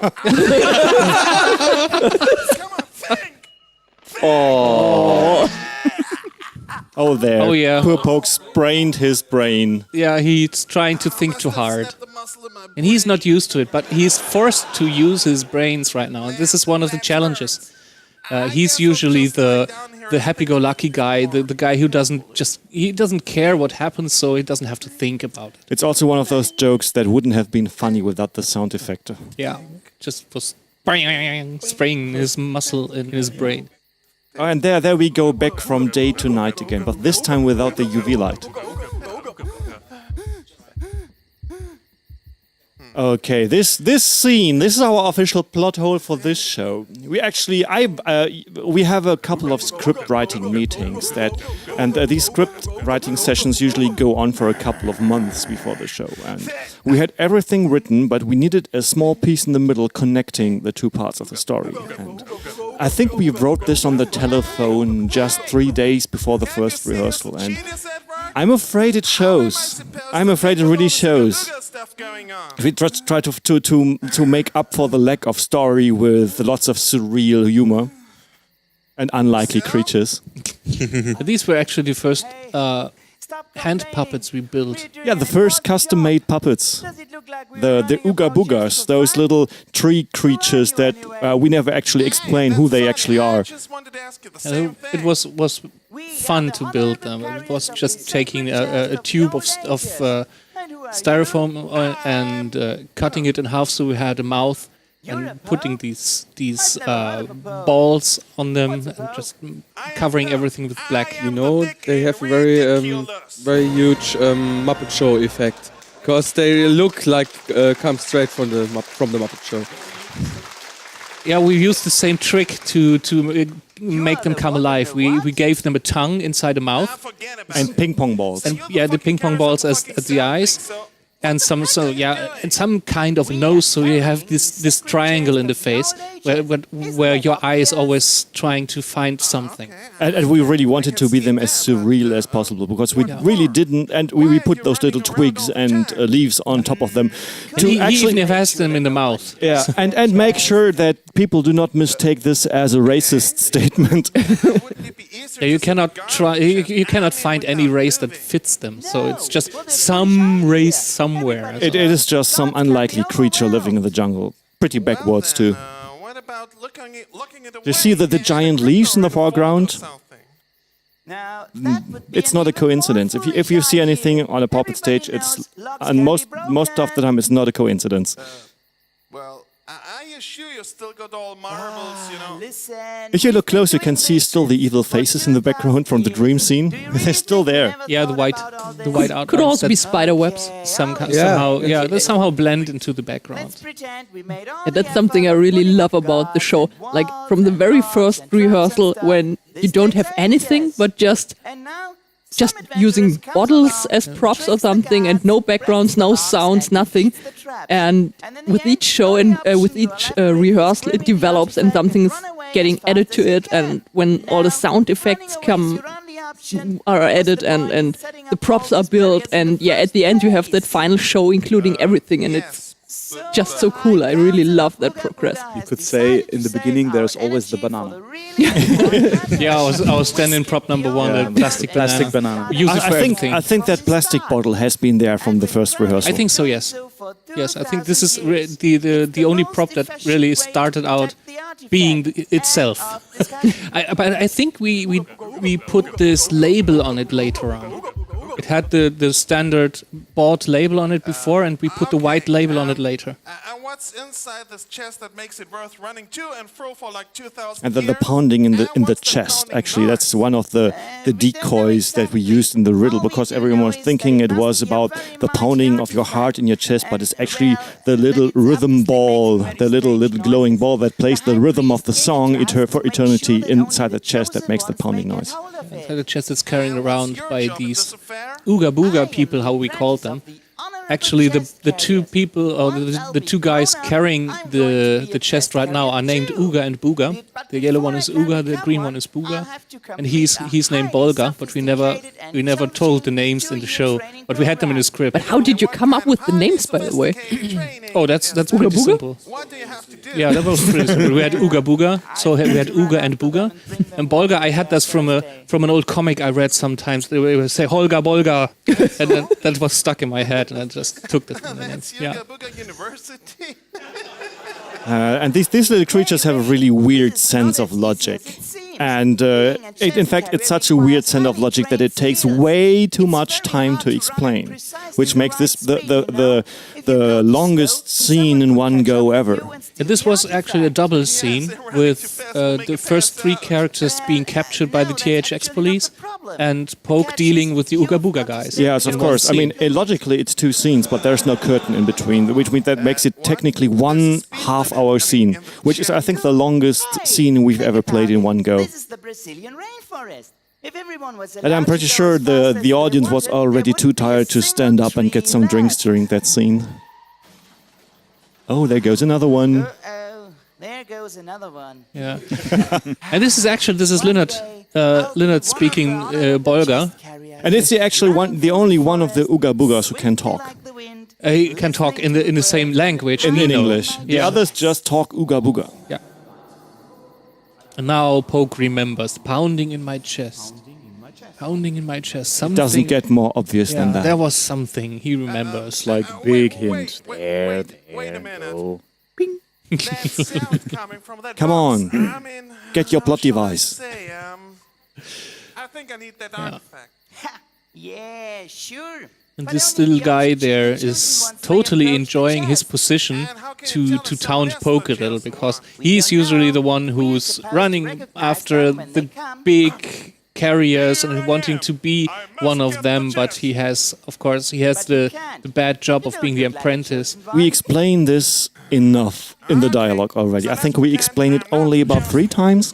Would there be any other way to get the artifact? I don't know, maybe 4. See, this is where it really shows that this was written in the last minute, because there was absolutely no second draft.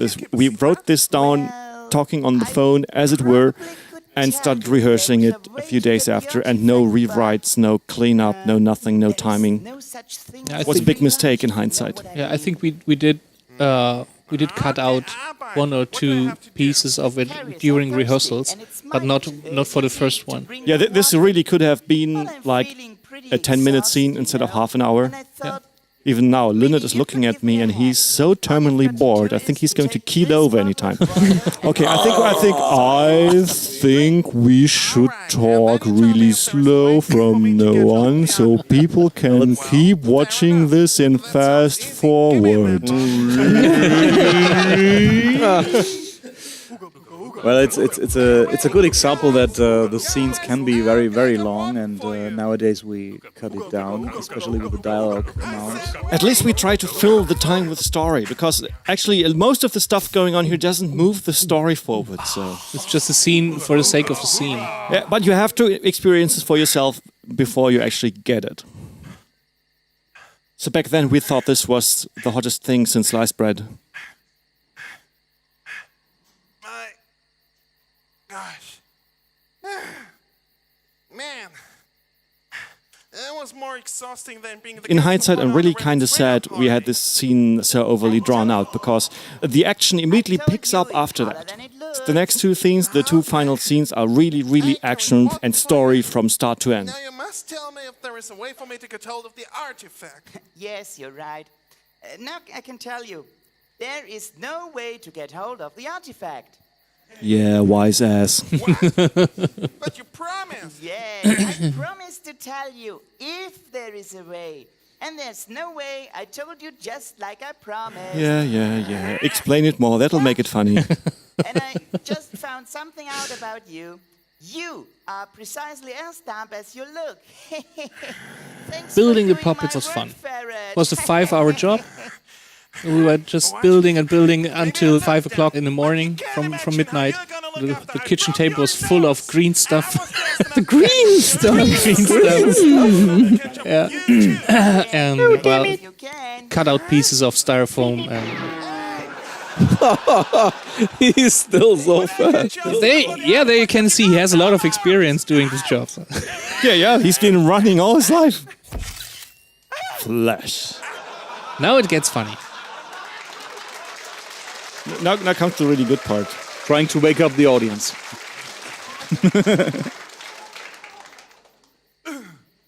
What a flash! He's totally flashed. Now look at the two Ooga Booga guys coming up now. They're looking like a speed trap and a racing car. Oogala boogala bo. Who? Me? Oogala boogala bo. Poke understands them. Yeah, because they are very close to his level of basic thinking. Inside, Poke is all Ooga Booga. Yeah, maybe he has some Ooga Booga in his family. But they invented instant photography. I always knew there was something wrong with Uncle Booga. But I don't have any money. I just fell out of a plane, and I don't have anything. Yeah, you can tell it to your grandma. Yes. Yeah. It's so stupid because he's basically telling it to the audience. This was a try to visualize what they are after. Well, it took ages to rehearse because we just didn't get it. Yeah, and we didn't have any lines to say that the audience could follow. So, in the script, actually, we had 2 lines for all the Ooga Boogas. We had one line that just said Oogala boogala book, boogala booga, booga ooga ooga ooga. And we had in brackets in the script there was the translation of what they were really supposed to say in plain English. Yeah, like we'll fine you $50 or something. Yeah, it's the same like the conversation with the chicken in that Eurofront 13. The cab driver. Bok. That was much easier. We handed out the scripts to the puppeteers during the first rehearsal containing the Ooga Booga scene, and they were not able to play this from the script because it made no sense if you didn't have the right direction. So actually, Icefox and I got behind the stage, got ourselves some puppets, and played for them how we thought this should work out. And there we see the plot device in use. Wow, perfect plot device. Yeah. It has 2 uses actually. Yeah, first is that it makes Poke think. Don't we all know this situation? You're sitting at work just before noon, your blood sugar is low, and you cannot think, and then you get a cup of coffee and suddenly everything snaps into focus. And who remembers that sound? Yeah, the boo. Yeah, those who were at EF8 know that sound. It's a little cameo of an old sound effect. The empty purifier sound. Where the batteries run out. Now comes the second use of the plot device. Getting the Ooga Boogas run too fast.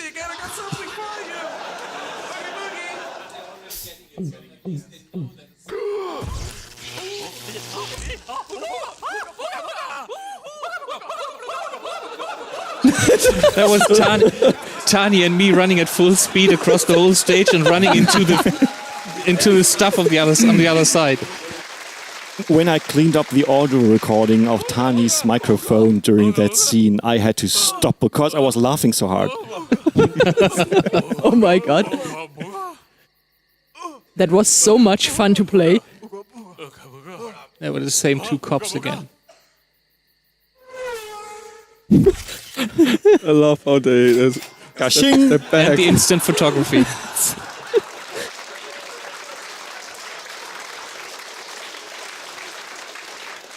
now the jungle police wants their chest as a payment for the fine. And they're not going to give it up. They've been protecting this for thousands of years. How many times do we have the line thousands of years? In this script? Oh, I don't know. 100 times. Yeah, at least. Thousands of times. That's the perfect Muppet effect. Yeah, they're turning in time to each other. So.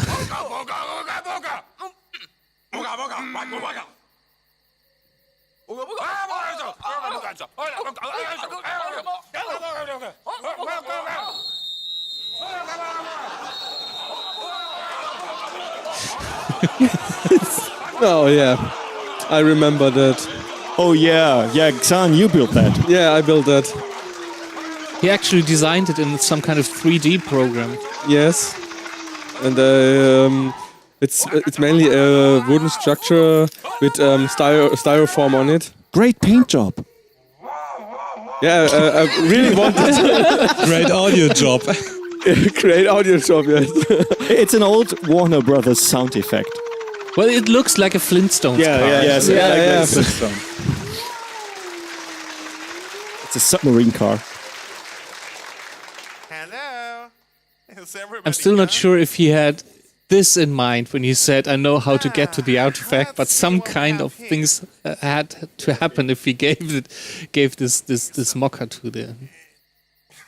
Oh, this time it opens. It actually opens. During the rehearsal, it did not open most of the times. If you watch the special features on the second DVD, you'll see a little outtake. What kind of hard time we had to open this chest. Yeah, there goes his part of the melody. So now we have all three parts together, but they don't know that each of them has one of these stones. This is what we've been looking for. It's round and flashy and shiny. And another line from The Lord of the Rings? Kinda. And it's beautiful. In a way. It's the Pope version. Coincidence. Oh, pure coincidence. Shall have it. It's mine. Mine alone. My motherfucking precious. The motherfucking precious was an ad-lib by Fairlight during the rehearsal. My precious. He said my motherfucking precious. We were breaking down laughing and... Oh, he caught us so off guard. Yeah. So we had to keep it. Wow. Caffeine flashback. We had to explain it somehow. Yeah, make sure not to drink your coffee too strong. Might get back at you at the time you least expect it. And one of those other puns that didn't work out. Nobody got the carrier lost thing. Oh yes, I guess I'm too much of a geek. Bam! Got him again. Probably. I wonder what he used to pay the ticket this time. There were no cops to get him. They were busy. So, yeah. Well, probably nothing. Yeah. We actually had a little strobe backstage that we used to flash. I don't understand. It didn't register on the camera though. Why don't so we we open the gates? Yeah. BBF made up a little rendered Photoshop flash. It's a Photoshop lens flare. Has the key fallen into the wrong Did I mention that I absolutely love Heather's voice? Just 1,000 times. Yeah, it was great to have this with the soundscapes in the background. Oh, the soundscape was actually composed for this part. There were no samples. They were just composed and played on the synthesizer, especially for the scene, for the intros. Yeah, actually one of the few occurrences where we didn't use pirated music. MP3s? I'm sorry, they're watching us.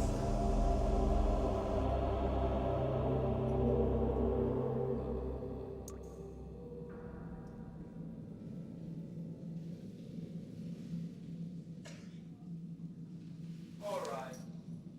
Now you've arrested us. What's going to happen next? So, this is the prison scene. Shut up. The mighty producer. This is also one of those scenes that worked out great in theory, but then just took way too long in execution. So, enjoy your lives while they last. I really liked the idea of, our heroes just outsmarting the guards who think who are the smartest guards on the world, while in reality they aren't. They just believe they are.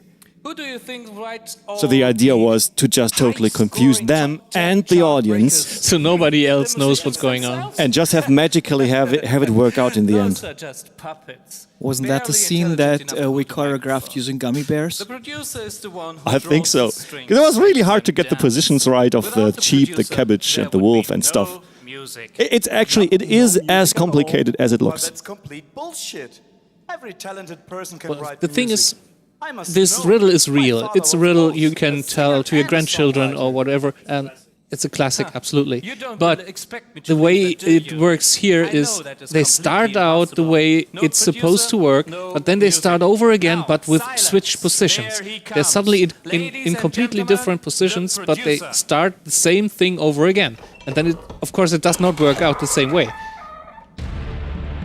Oh yeah, and here comes the producer again, giving way too many explanations. Hello, I'm the bad guy, and I'm going to give the bad guy speech now.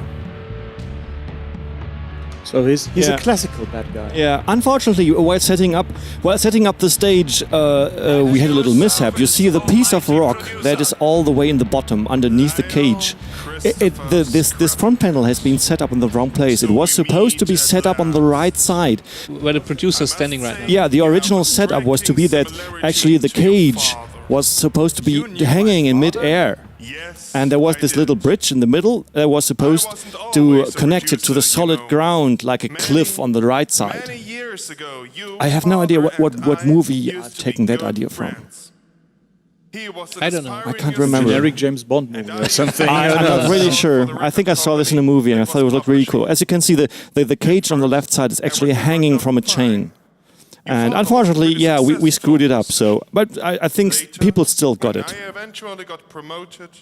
They gave me the chance to name a success. Yeah, and now the producer tells Lionel his father's story and why they're after him. So he got the offer and This is one of the typical pieces of story that we would be putting between the acts What happened then? nowadays. Well, it seems your father had a few misconceptions. Yeah, usually we would put something like this in the intermissions. Well, we didn't have that back then.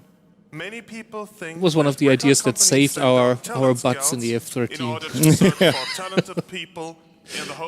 Yeah, fortunately, the audience at Eurofriends is one of the easiest audiences ever, because they really come there to be entertained and they're very open to receive everything you send and, well, just have fun. Or in other words, he threw his career. It's gotten harder nowadays because they weren't really expecting much from us back then. I think today they really are. That is well kept from people outside the corporation. Well, we raised the level over the years, and you're not going to live to tell anyone. Yeah, that's a good and a bad thing. The inspiration yeah. But it's a challenge, and I think we're all up for it for the next challenge. That's the idea of the show, I think, and that's the main reason we do it. Yeah, we learned a lot during that show, especially. For example, like that live singing is not such a good idea after all. It depends on the song, but yes. Yeah, it was really, really hard to get right, and it just barely worked out. The coffee song worked well. The ending song, yeah, it worked on stage. The recording was so horrible. Oh boy, it took so much work to clean up. But you can't tell on the DVD, so you did it. Your father was horrified by the very idea. He didn't like the Yeah, we were, concept of running and short at this point we were just to dragging artificially out increase our the frustrations value of our about the music industry, I think. can relate to It was that. just rubbing it into the music industry is doing bad things. We thought we had all sources of So inspiration under our controlling control. all the music and controlling the distribution rights. Yeah, shameless propaganda. Yeah, that's what we are doing there, basically. That we had failed to And discover. his father being a member of this corporation before and now seeing what really goes on behind the scenes. Yeah. And as I briefly mentioned earlier, we did this because Heather Alexander and nowadays Alexander James Adams is the perfect example of how you can make a living of music and how you can be honest about your music and passionate and just like do everything right and still without any need for a music industry anymore. You can just do your thing, sell your music to people who like it, and you can still make a living of that. You don't need the industry. Actually, you don't.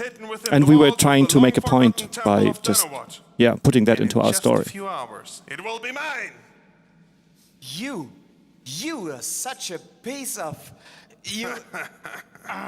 And Lionel is so politically correct. Constraining himself, not saying anything bad. You know, I really hate to get my paws dirty. I think I'll just leave you here. Did you realize that's always Fairlight who who's playing the bad guys? The bad guys, yes. He has the voice for that. Whoops. Nobody will ever find you. Not. He's doing a nice job, so why not? That's true. Have a nice death. Have a nice death. That's the one I mean. The panda said have a nice day, he says have a nice death. Yeah. And Mika snapping at everyone again. She always wants to fight. Hissy. Remember, there is still hope. If nobody else does, it's always the same. I don't know. Looking back at the last show... Well... Making things considerably worse. Think of it. Following our tracks and showing up here would be about the most stupid thing he possibly Don't talk could of do. the devil. Because exactly. when When it comes to stupid things, count on Poke. Poke to the rescue. Time to surrender. You have I no love Alright, how EF6 that's handled. reference right now coming up. Boot to the head. This is... Yeah. Ed Gruberman just got a This is lesson. a really old reference to the first show where we had the boot to the head sketch. Do you know this guy? This must have been the Yeah. most stupid rescue attempt I've ever witnessed. Oh, Poke, you idiot! You Tail ruined to the head. everything. You have been our last hope. Isn't it always the same? I mean, is there ever a bad guy who has intelligent minions? No, they're always dumb. Yes, there must be. Because otherwise the bad guys would win. Yes, you That's are. what we are. That's what we were getting at EF15 actually. The bad guy was just bad. Could be a plot for the next time. They have one very stupid and dumb leader, and all the minions are really smart. That's actually something which could work out. I believe it when I see it. I'm much smarter than you are, and I can prove it. Come on, challenge me. Give me a puzzle or something. Hey, do you know the riddle with the shepherd, the sheep, the cabbage, and the wolf? Oh, no, never heard of it. Oh, very good. I mean, may I explain it to you? Fire away.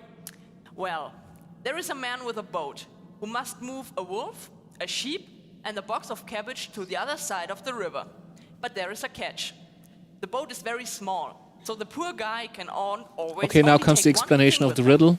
And now his problem is that He has when a he too leaves the small wolf boat. I and would the say he sheep just alone, get some wood and build a the better wolf will boat, eat the but sheep. well, okay. When he leaves the sheep and the cabbage alone, the sheep will eat the He cabbage. should just throw the So cabbage what over does the he have river. to do in order to get all three things saved He should eat the sheep, right? Okay, everyone, if you find that this scene is too boring, just skip ahead to the next one. I promise not to say anything interesting until the next scene. Let the contest begin. Poke the Okay, now that we're alone, what are we talking about? Tell us your biggest secret right now. My biggest secret, I'm actually not wearing any pants right now. Oh my god, he's right! Oh my eyes! I didn't see that. That coming. Why did you tell us? God, You never would have noticed Those are otherwise. things I really don't want to know. So then he has to move the wolf first, but... See, this scene is so boring that we're actually running out of stuff to talk about. just making up things, yes. Yeah, does anybody of you remember anything else about the show that's worth mentioning? About this show. Yeah, about that one. Let me think. Think. Want some mocha? Yeah, I don't have a bottle of Arabian Mocha with me right now, so I need to think more carefully. Somebody could get us some Well, coffee. it takes some time. Let's go to the kitchen meanwhile. Yeah, we could actually do that because we have this fancy wireless microphones. Yeah, right. It would be interesting to have a commentary track and someone goes to the loo. Meanwhile. I'm not sure if I want to hear that. No, not really.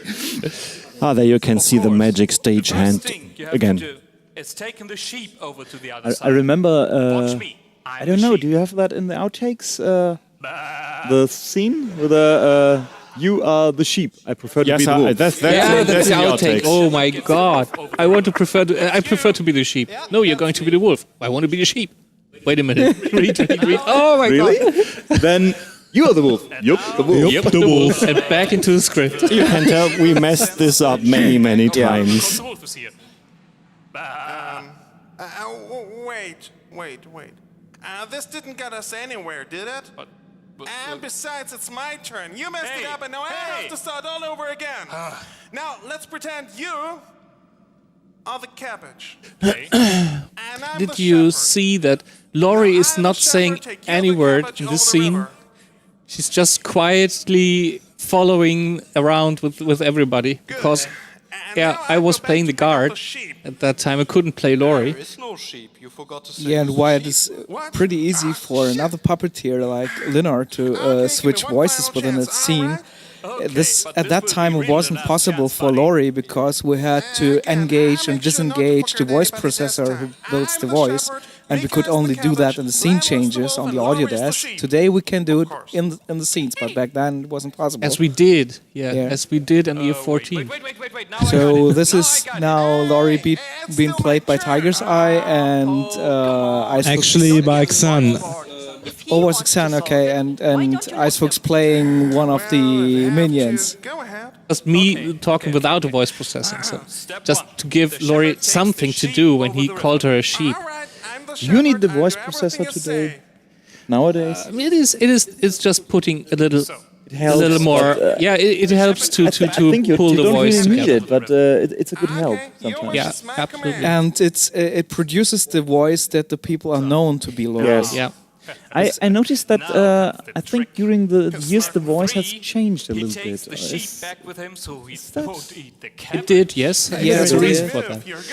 In the first place, we used a different pitch factor for Laurie, but now Icefox's voice is capable of doing the pitching itself, the higher pitch. So we can go with another setting that's better for singing because now he can just sing an octave lower than Laurie.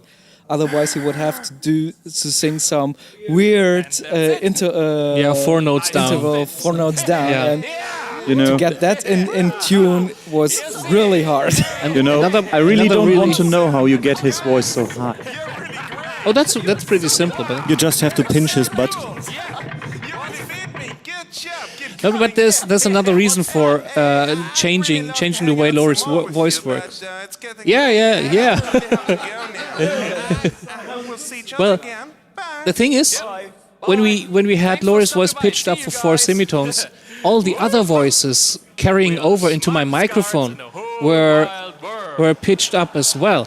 So every time Poke was too close to me or Lionel was too close to me, you heard the voices carrying over into my microphone. That was terrible. We truly are. Yeah. And when we went to the normal setting we have now, it just went away. Cup of Brazilian coffee. Make that too. Sure, I'll bring you one. They've got an awful lot of coffee in Brazil. Oh look, the scene's over. Oh, damn. Yeah, they're on the other side. Now the good scenes are coming up, so don't worry. Finally. It's over. Hello, welcome back everyone who skipped from the last scene. You didn't miss anything. You missed absolutely nothing. Well, you didn't miss much. Okay, this is now the worst and the best scene, I think. Yeah. Yeah, I think this is the biggest non sequitur we ever pulled in the Pawpetshow. These scenes show that we are very close. We like each other, and you shouldn't be afraid touching one. Oh yes, guys, if you can, please watch this scene on the Backstage camera. Watch it the normal way, and then watch it on the Backstage camera. I can smell our enemies. Yeah, or have. I don't think we do have this on the. Do we have this on the specials? I think so. The rehearsal. Yeah, the rehearsal too. Yeah, look at the rehearsal, then you know, get some kind of a feeling of how we had to play this scene. So the idea for this scene was to have like a chase, like in the old Indiana Jones movie, where they're going through this old mine, where in a runaway lorry Is lorry? Is that actually the right word? It's like a lorry, a railway car that goes steeply downhill inside the mountain, and where the bad guys are following the good guys on the same set of tracks, and Indiana Jones is in the front, and the others are going behind and shooting at them. And that's kind of the setting we wanted to copy at first. So we thought we have something that nobody has done on a puppet stage before. So Xan, our special effects wizard, built this railway carriage. And well, then our poor stagehand had to simulate the ride by just shaking it, and the rest was done with holding it up and shaking for 10 minutes straight. Actually, I was the poor stagehand who was shaking it. Is everyone all right? I'm here. If you have switched to the multi-angle feature, you can see, you can answer the question how many people fit in 1 square meter.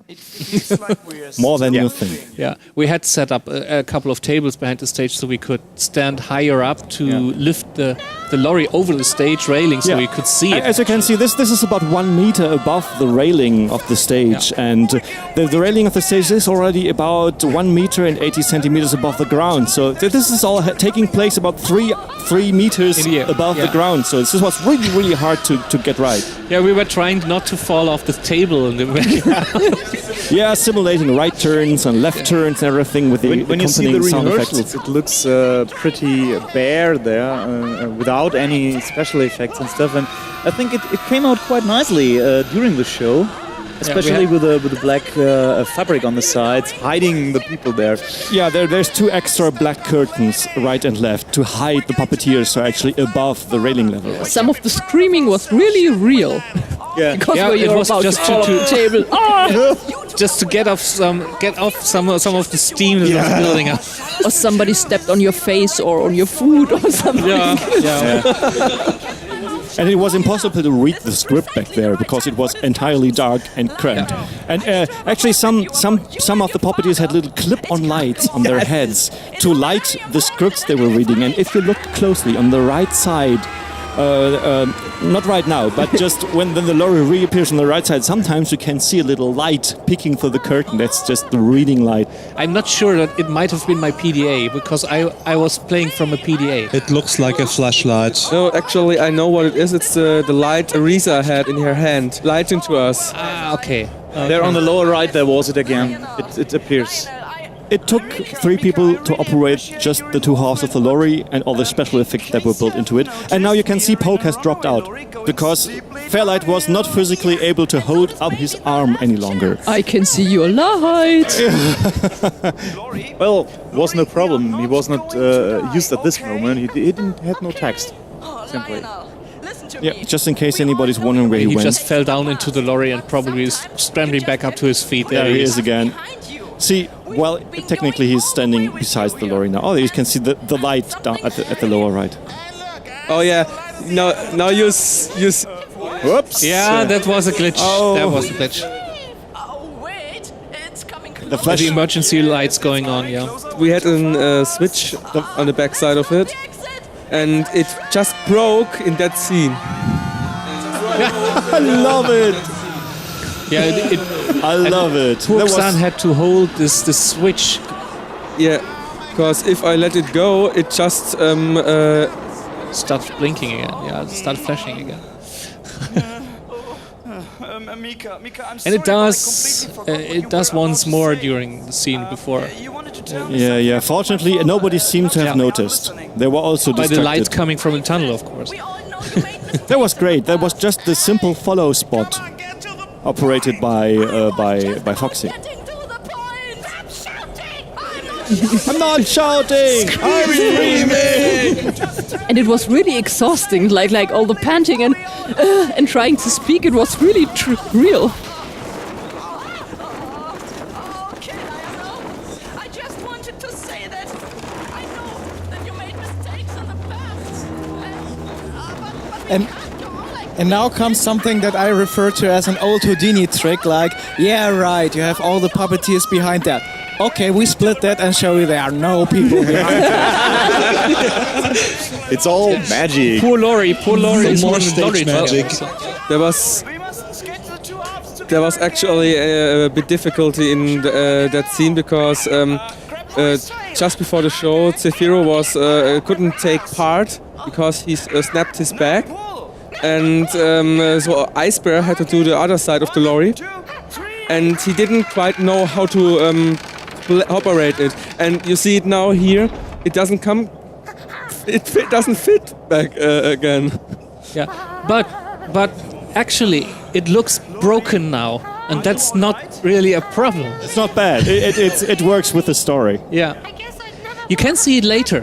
I don't know if it's on camera, but sometime later, about a minute or two, you can see it snapping open again and going back together when they figured out how to fix it. And Mika is going on about starting the story. over again, trying to discuss it. And now comes the surrealist moment of this scene. Yeah. The Monty Python moment. Why is there another lorry next to them, driven by pirates? Why does it have pirates? And what are they shooting with? Why are they shooting? And why is there a chicken on the top? Hey, we didn't have a parrot, so... Yeah, it was supposed to be a parrot, but there's no fault minus parrot. So we took a chicken instead. It's a pirate chicken. It's a parody. Yeah, it's a pirate chicken and a pirate runaway lorry that's running on a parallel track. Okay, that was close. Aim higher. Aye, Captain. And fire again. Oh, it's a luxury lorry anyway. And full hit. And yes. now the totally weird point. It's sinking. Oh man, what did we smoke back then? I still want some of that shit. Yeah, this is my favorite part when she's starting to drive the lorry. Lorry drives the lorry.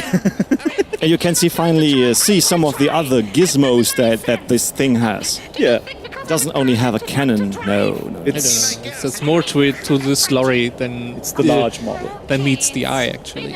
And you can see now the thing is back together again. So it happens in the scene with the pirates. Yeah, sometimes they just pulled it apart a bit and then smashed it together. This time it works. Self-repair mode. Whoever imagine a lorry with the warning light. Flashers. The warning light, yes. Turn signals. I like that. I like the way you interact with lorry with looking left, right, and going out. You can see what's happening. So what do they need a windshield wiper for if they don't have a windshield? Don't know. Welcome to traffic professional. And why does this lorry have a navigation system? Because they were state of the art at the time. Yes, they were just coming they out. can. Because it happens all the time and just want to know where they're going. Distance to destination 1 kilometer. See, it makes them feel safe and comfy. They are on the right way.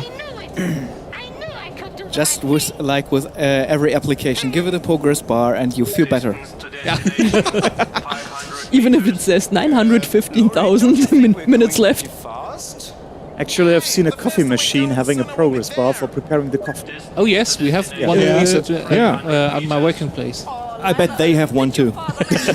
In the lorry. Yeah, of course. Right next to the pool. Downstairs in the basement. Yeah, look, next to the pool. Where's Poke and Mika? They're having a coffee in the basement. He's in the fridge.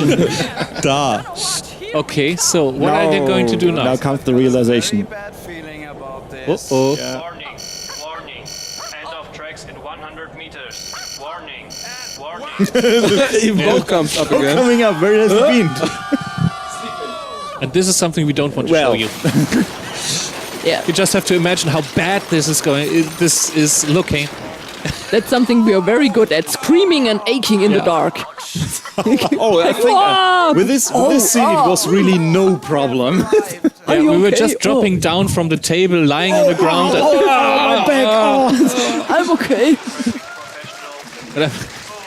I was glad to not longer carry the lorry around. Yeah. It was not heavy, but it got heavy over time. Is everyone alive?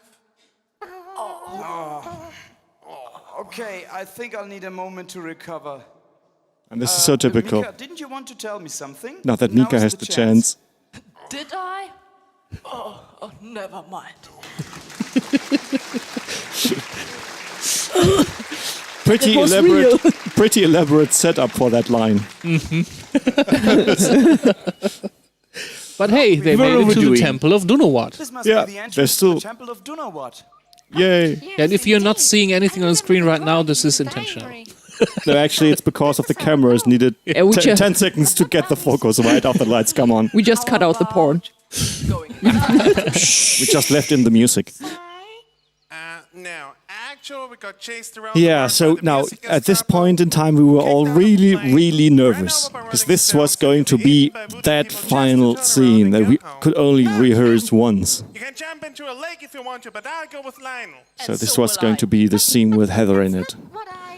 And it's also worth watching this on the backstage camera. Yeah, because you can see then what kind of help we could provide to Heather. Yeah, you could see how badly we had to cheat because, yeah, as I told you, it was not really easy to communicate with Heather and get any information across. And so it was not clear if she had this the opportunity to actually learn her text because she was supposed to appear in front of the puppet stage. So there was no way she could read from a script or was there. So you'll see later how we solved that problem. So Lionel is now. This is a split screen setup actually. On the left side you see our heroes discussing what to do next, and on the right side, every time we shift the focus to the right side, the bad guys are celebrating that they found the last fountain of inspiration, want to destroy it. I love how the shadow works. The shadow of the producer actually looks like just a hand playing. But it was not planned, right? It was coincidence.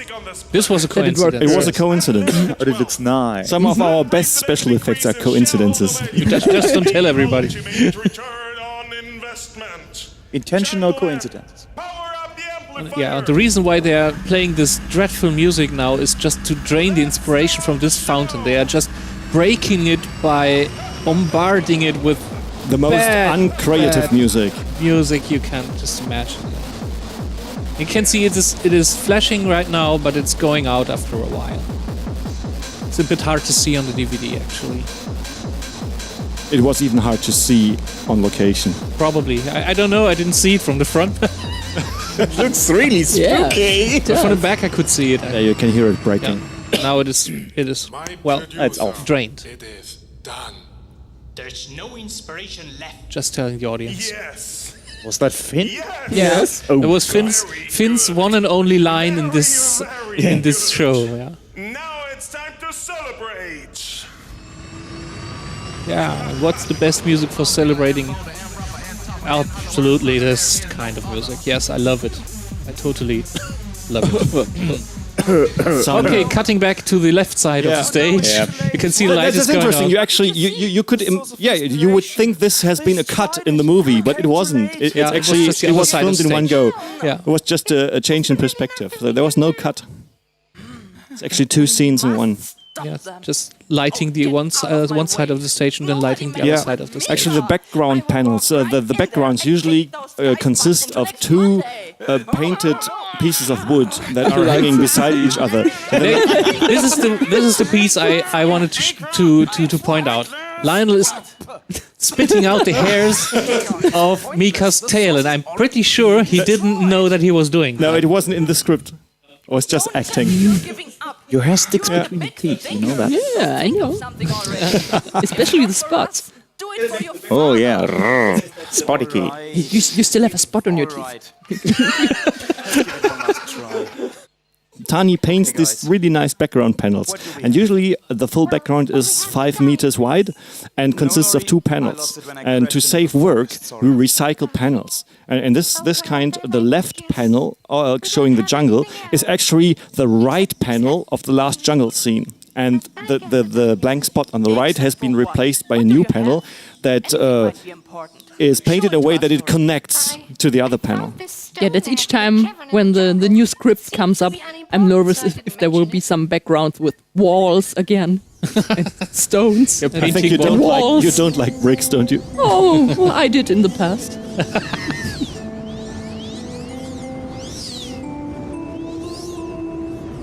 So now they're realizing that there were more of the stones than one of them found. So Laurie told them about her stone egg she found. Now Hoax says, hey, I have one too. So now I have 3 of them. So what are they going to do then?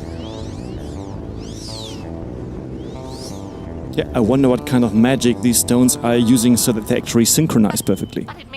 It's something that got lost over time. Bluetooth.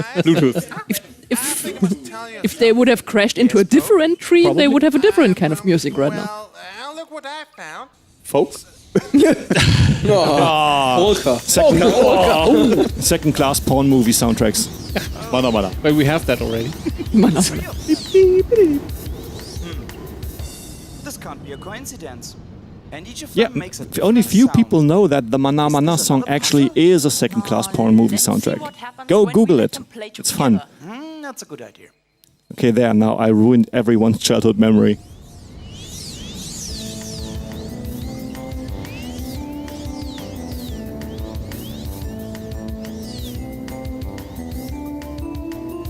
Yeah, here it is, the cheap MIDI version of the ending song that I put together in 5 minutes. Well, back then they didn't have anything better, so. Where do I know it from?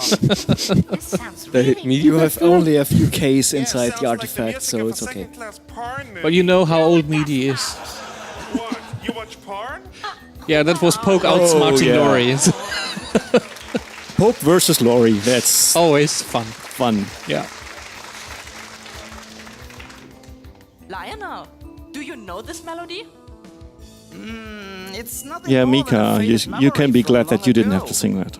It sounds like a song my father used to sing to me when I was little. You can be glad I didn't have to sing. Your father used to sing porn soundtracks? Yeah. Ow! Evil. My nose. The funny thing is, Try to remember it. Lionel's father could have. Well, I think it went like this. Let's call to battle on a musical scale. On a musical scale. Get it? Get it? Hint, hint, hint. Oh, this is the goosebump moment. What was that? And nobody expected that. Nobody expected that. Try it again, but this time keep singing. Laurie is totally frightened.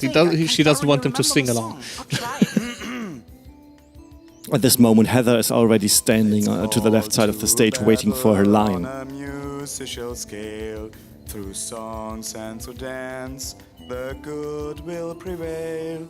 The power of music in its true form of art.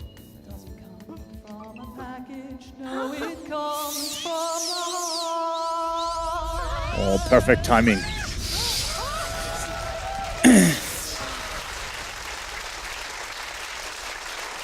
Yeah, finally, the spirit of inspiration is free.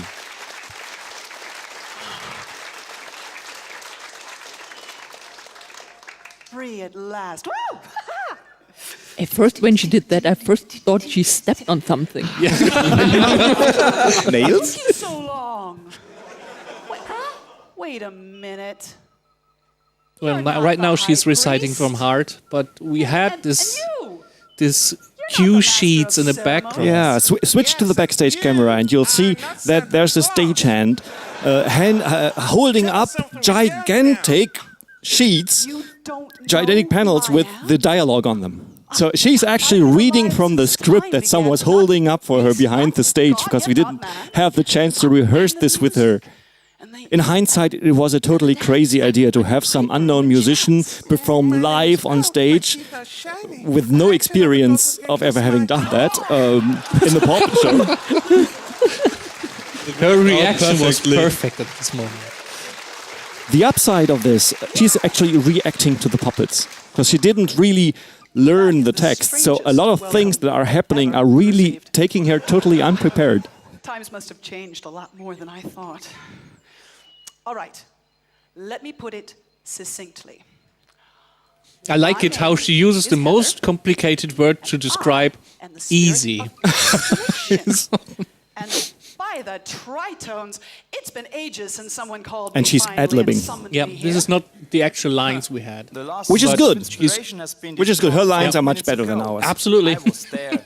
So And tell me who you she's really looking are. at the puppets. Yeah, he's looking into Lionel's Inspiration can eyes. never be destroyed. It's one of the forces that binds the universe. Just notice he's looking right into her eyes too. So But you can imagine how challenging that is for the puppeteers, not having the dialogue and the script, just to be forced to ad-lib to what she says. Yeah, and I think Risa was holding up these sheets, and she had to know what's written on the sheet she's just displaying because she couldn't read it. Yeah, then, because it was only on the front and not on the back side. Yeah, and then throw away the one and knowing what's on the next one. I'm sorry That was to say this, but quite a hack we did there. Yeah. Fortunately, it worked out. So yeah. And one of the things we actually do here, it's a controversial technique in theater. We call it the breaking the fourth wall. In a theater stage, there are traditionally 3 walls: one on the left, one on the right, and one in the back. And there's an imaginary 4th wall in front of the audience, so that usually the characters on stage are not aware that they have an audience. And if the characters on the stage suddenly become aware that they are playing in front of an audience, that's called breaking the 4th wall. And Heather is doing this in a very, very obvious way. She turns around and talks to the audience. Is he always like that? This has become rare lately. And funny enough, it works. Yeah, she just turns around again and gets back into the story. All the music there is being controlled by the big And it kind of makes sense. She's coming from a different world. power to decide what kind of music is made, who may listen to Now it. we are explaining the whole thing over again Millions because of explanations. Yeah, because she can't know. And the audience has already heard it 10 times. But the happy birthday reference, actually you have to pay a license fee to play Happy Birthday if you do this in an open setup. In the public, yeah. Yeah, Warner Music actually owns the rights to Happy Birthday. Yeah, you know the song. We can't sing it right now because we don't have paid the license fee. See the camera in the upper right? Yeah. But he was too old to finish See, what he started. watch Lionel looking into her All his face. findings in his book encoded in a way only I could decipher. Whoa. Yeah, she's totally hypnotized. Yeah. She's buying. I love it. And they have the same hairdresser.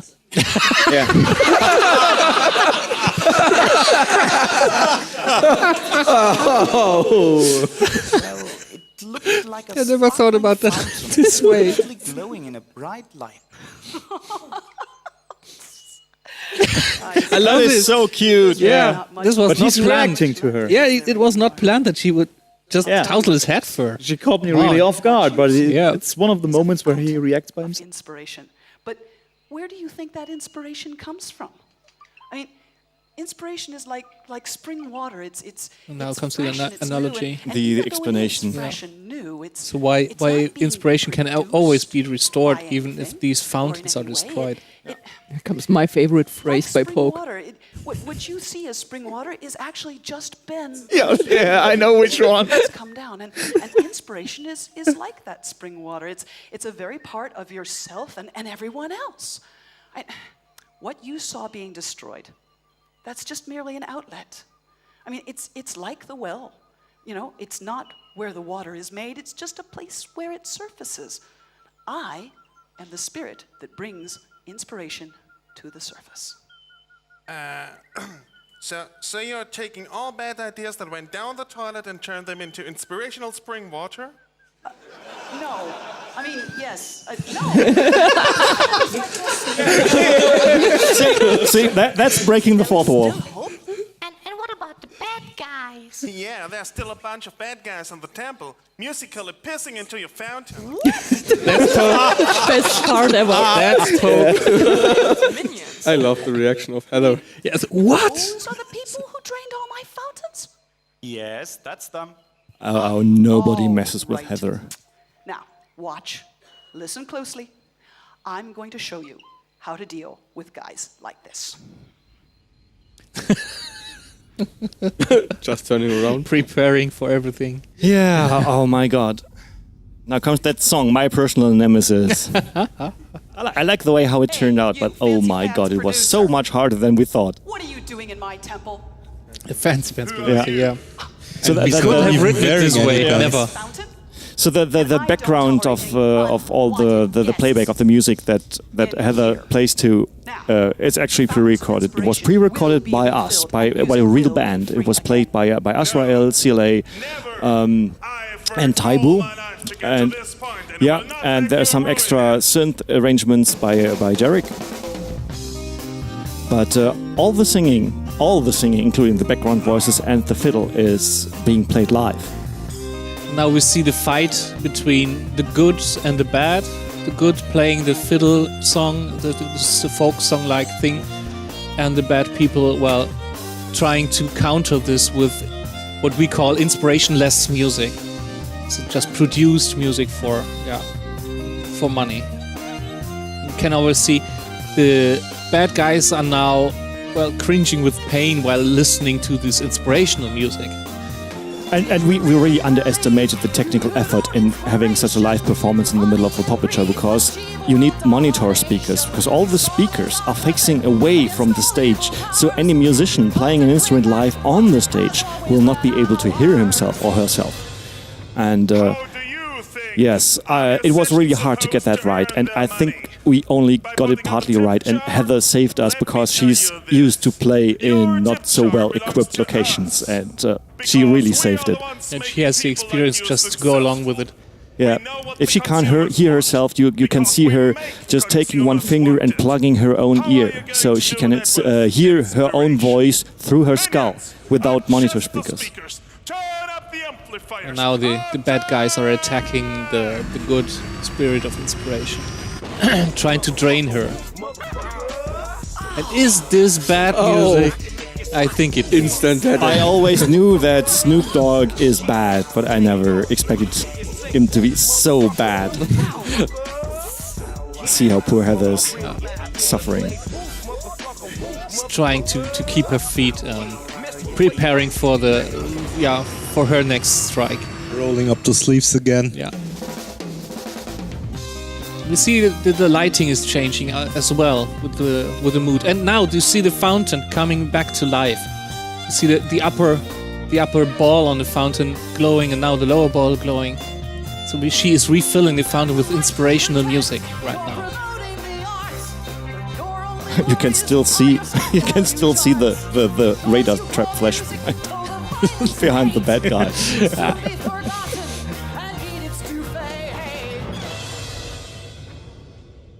I noticed. I really totally love how Heather puts all that passion into her role. Yeah. She really lives it. And she turned out so passionate that she actually broke her fiddle during that performance. Yeah, you can see that in the.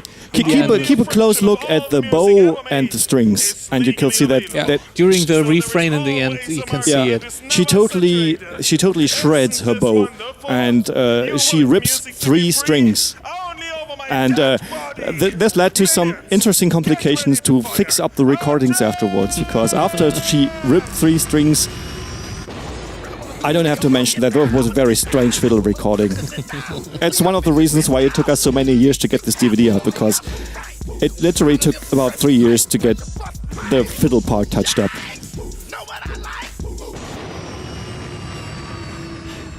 Preparing to blow the final strike.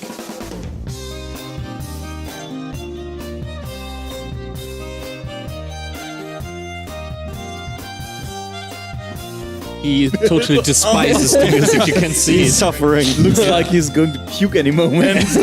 Probably he is fighting back the reflex. Yeah.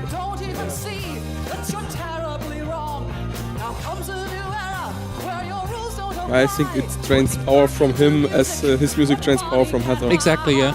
And you see the fountain is going on again. So it's going on and off and on and off during the And now look at the minion behind her. He's going to be beheaded with the bow right now. Okay, wait for it. They are trying to resist. They are trying to. One is dying already. Yeah, he's falling on his back there. Now watch and it. there he goes. And shrink. Now the bad guys are dead. That's the last time you made me sing, I promise.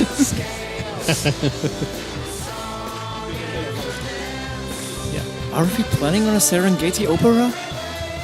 Ha, let's do that. Yeah, as you know, there are no snow leopards in the Serengeti, so I'm sorry. Don't give him any ideas. Please, I beg you. Come on, it's not that bad. It's really not that bad because everyone is singing in a chorus and everyone has his voice off a little bit in the other direction. It works out in the end, and it works out with the with all the backing. So it's okay if you miss notes in the chorus. Yeah, and Heather started singing the third verse too early because Risa held up the sign with the lyrics and she thought she was supposed to sing the verse. But it was the solo part. The solo she's playing right now was supposed to take part in the part before that. So that's why you have the refrain, the chorus again. But these are things that happen when you're doing stuff live. And you can see how professional she is. She just goes along with it. Yep, just and go look on. at the bow. Look at the bow right now. You see the shreds hanging off of it, and And if you look closely, I don't know if you can see it, but if you can, if you look closely, the fiddle has only 2 strings left right now, and one of them is hanging from it, and she's trying to keep up with the music. And breaking another string in the process. So during this part of the song, we actually had to re-record the fiddle. Yeah, you can see it hanging down right now. There you see it.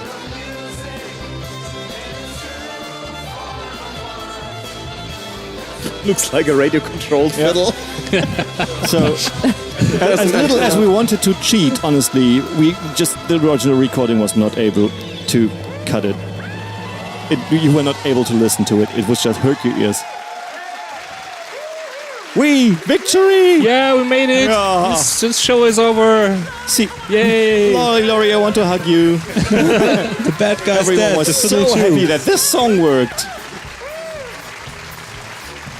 Whoa! Yeah, and nobody expected that. Yeah, yeah, the guy's getting. Us. Yeah, the guys in the back trying to get on stage. She's showing us the broken fiddle right now. So yeah, well, that's the greatest moment of relief in a show. It's afterwards when you know that everything worked fine. Yeah, when you hear the Muppets theme. Yes. Yeah. You know you have survived. Oh, finally it's over. Where's the beer? Yeah. I mean, 6 months of work. Yeah. And seeing it actually work out on stage is something you have to experience once in a lifetime. So this is the moment. This is the moment that pays for everything. That's the moment when you think, "Yay! I've never got to play it again," and it's the moment where you say, "Shit! I can never play it again." Yeah. Yes. I want to play it once again. I want to play it once again. Look at us, all those happy faces. I think the people are always amazed how many people come on stage after the show. Yeah. Because they don't see how many people are backstage. Yes. You always see 3, 4 characters, maybe 5, interacting on stage and then going away. But there are a lot more people. You don't see the people running in the back, moving things back and forth, setting up, crashing into each other because there's not enough space. Yeah. Yes, sometimes it's funny if you have the backstage camera, you see nothing is going on stage, but on the backstage camera, everybody's bustling around. And then there's a lot of action on stage, but nothing's going on backstage. Yeah. So, yeah. The backstage is a big anthill. Yeah, and you see another tradition of stage working people all in black. These are the men in black, the black ninjas. I just realized I have the right T-shirt. Yeah. The problem is wearing all the black with the lightning heats you up even more. That's a big, it's usually with so many people in the room, it's usually very hot and humid. You tend to forget that. Well, this is the ending speech, always after a successful show. Yeah, everyone expects me to come up with something original, and I'm usually so wrung out after a show like that. and which is also at the end of a con, so I'm usually already rung out before it starts. And everyone just chews me on stage and I have no idea what to say, and I keep forgetting everybody's names. There's our unlucky guy. Yeah, the unlucky guy, the unlucky guy in white. Yep. Yeah, he deserves the comforts. Yeah, he was watching the whole show from the railing above. Yeah, he took part in all the rehearsals, in the planning. He went through all the pain, and then he couldn't take part. And to watch us that do was it. really a pity. Yeah, bananas, melonas, ananas. Brazil! Oh, that was lame. Yeah, we cannot do it properly right now. We would break the microphones. Oh, come on, let's do it. Boring. Police, Siren Wolf. Who put together these credits? Come on. See, usually you wouldn't put these. You would put this ending on a DVD, but to justify just a little bit, it is also for us. It's like a personal photo album. We also make this DVD for the audience, of course. We want everyone to see the great show we had. We want to preserve it, but we also want to preserve the memory for ourselves. So, and since this finale, this is really that's the drug that makes us go. That's the sincere applause. If you get applause like this, you know you cannot fake this. You cannot possibly force 300 people to give you an applause like that if they are not really happy. Stop messing around like that. Sorry. All right, I think it's time to say goodbye. Yes. Yeah, thank you very, very much to everyone who actually took their time to listen to this junk. Oh yeah, I'm pretty sure not many people do. Now you can tell your secret email address. The people who listen to it can send their email now, and then they can win a prize. Let's do that. Let's do that. If you watched through this commentary, then please write an email to cheetah@tigris.com. And I'm pretty sure this email is going to be valid for a couple of more years. So secret password is fuck you. No, it's not. Okay, everybody, thank you for listening, and see you on the next DVD. Yes, and thank you to everyone to taking part in this commentary too. Thank you, Cheetah. Bye. Bye.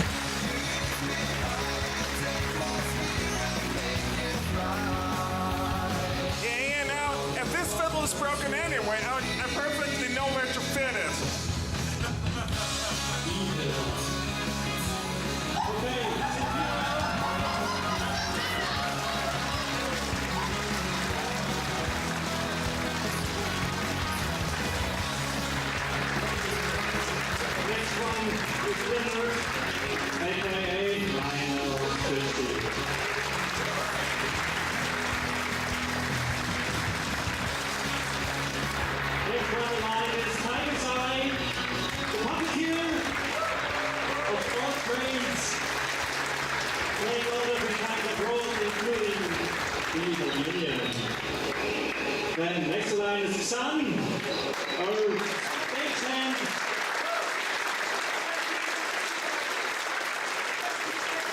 Yeah, and special effects designer. He built the runaway lorry.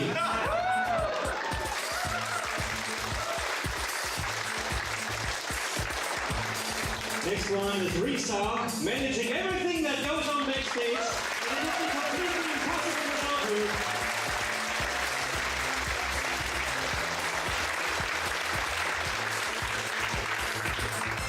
Next one in line is Finn.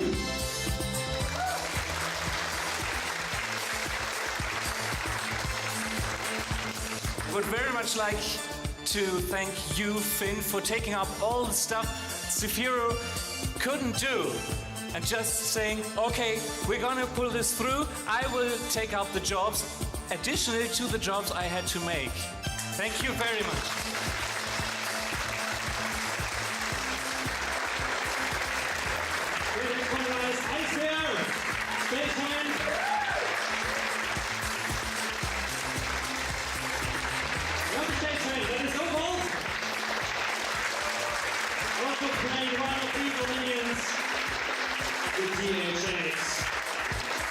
And finally, Foxy, our lighting assistant. Then we have to thank some persons that were not in the credits in the combo, because we didn't know if it would work out until the very last minute. I hope they're here, and this is Taibu. Taibu, are you here? Come over! Come over! He wrote the ending song! Also, please, with Azrael here. Azrael playing guitar, and CLA. Where's the CLA? Is he here? CLA, where? Come down, quick, run!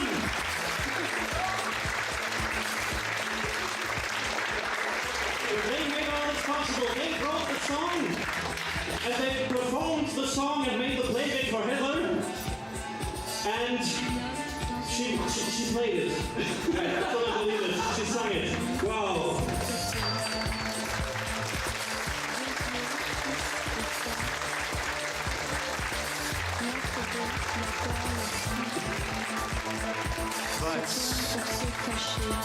But this round would not be complete without the person who draws the strings, who makes them dance, the mighty producer, Cheetah!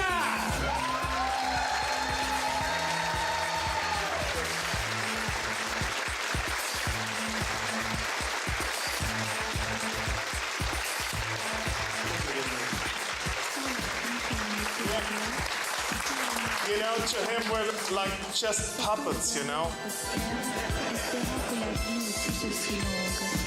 Alright, I'm running out of words here, so all that I'm left is wish everyone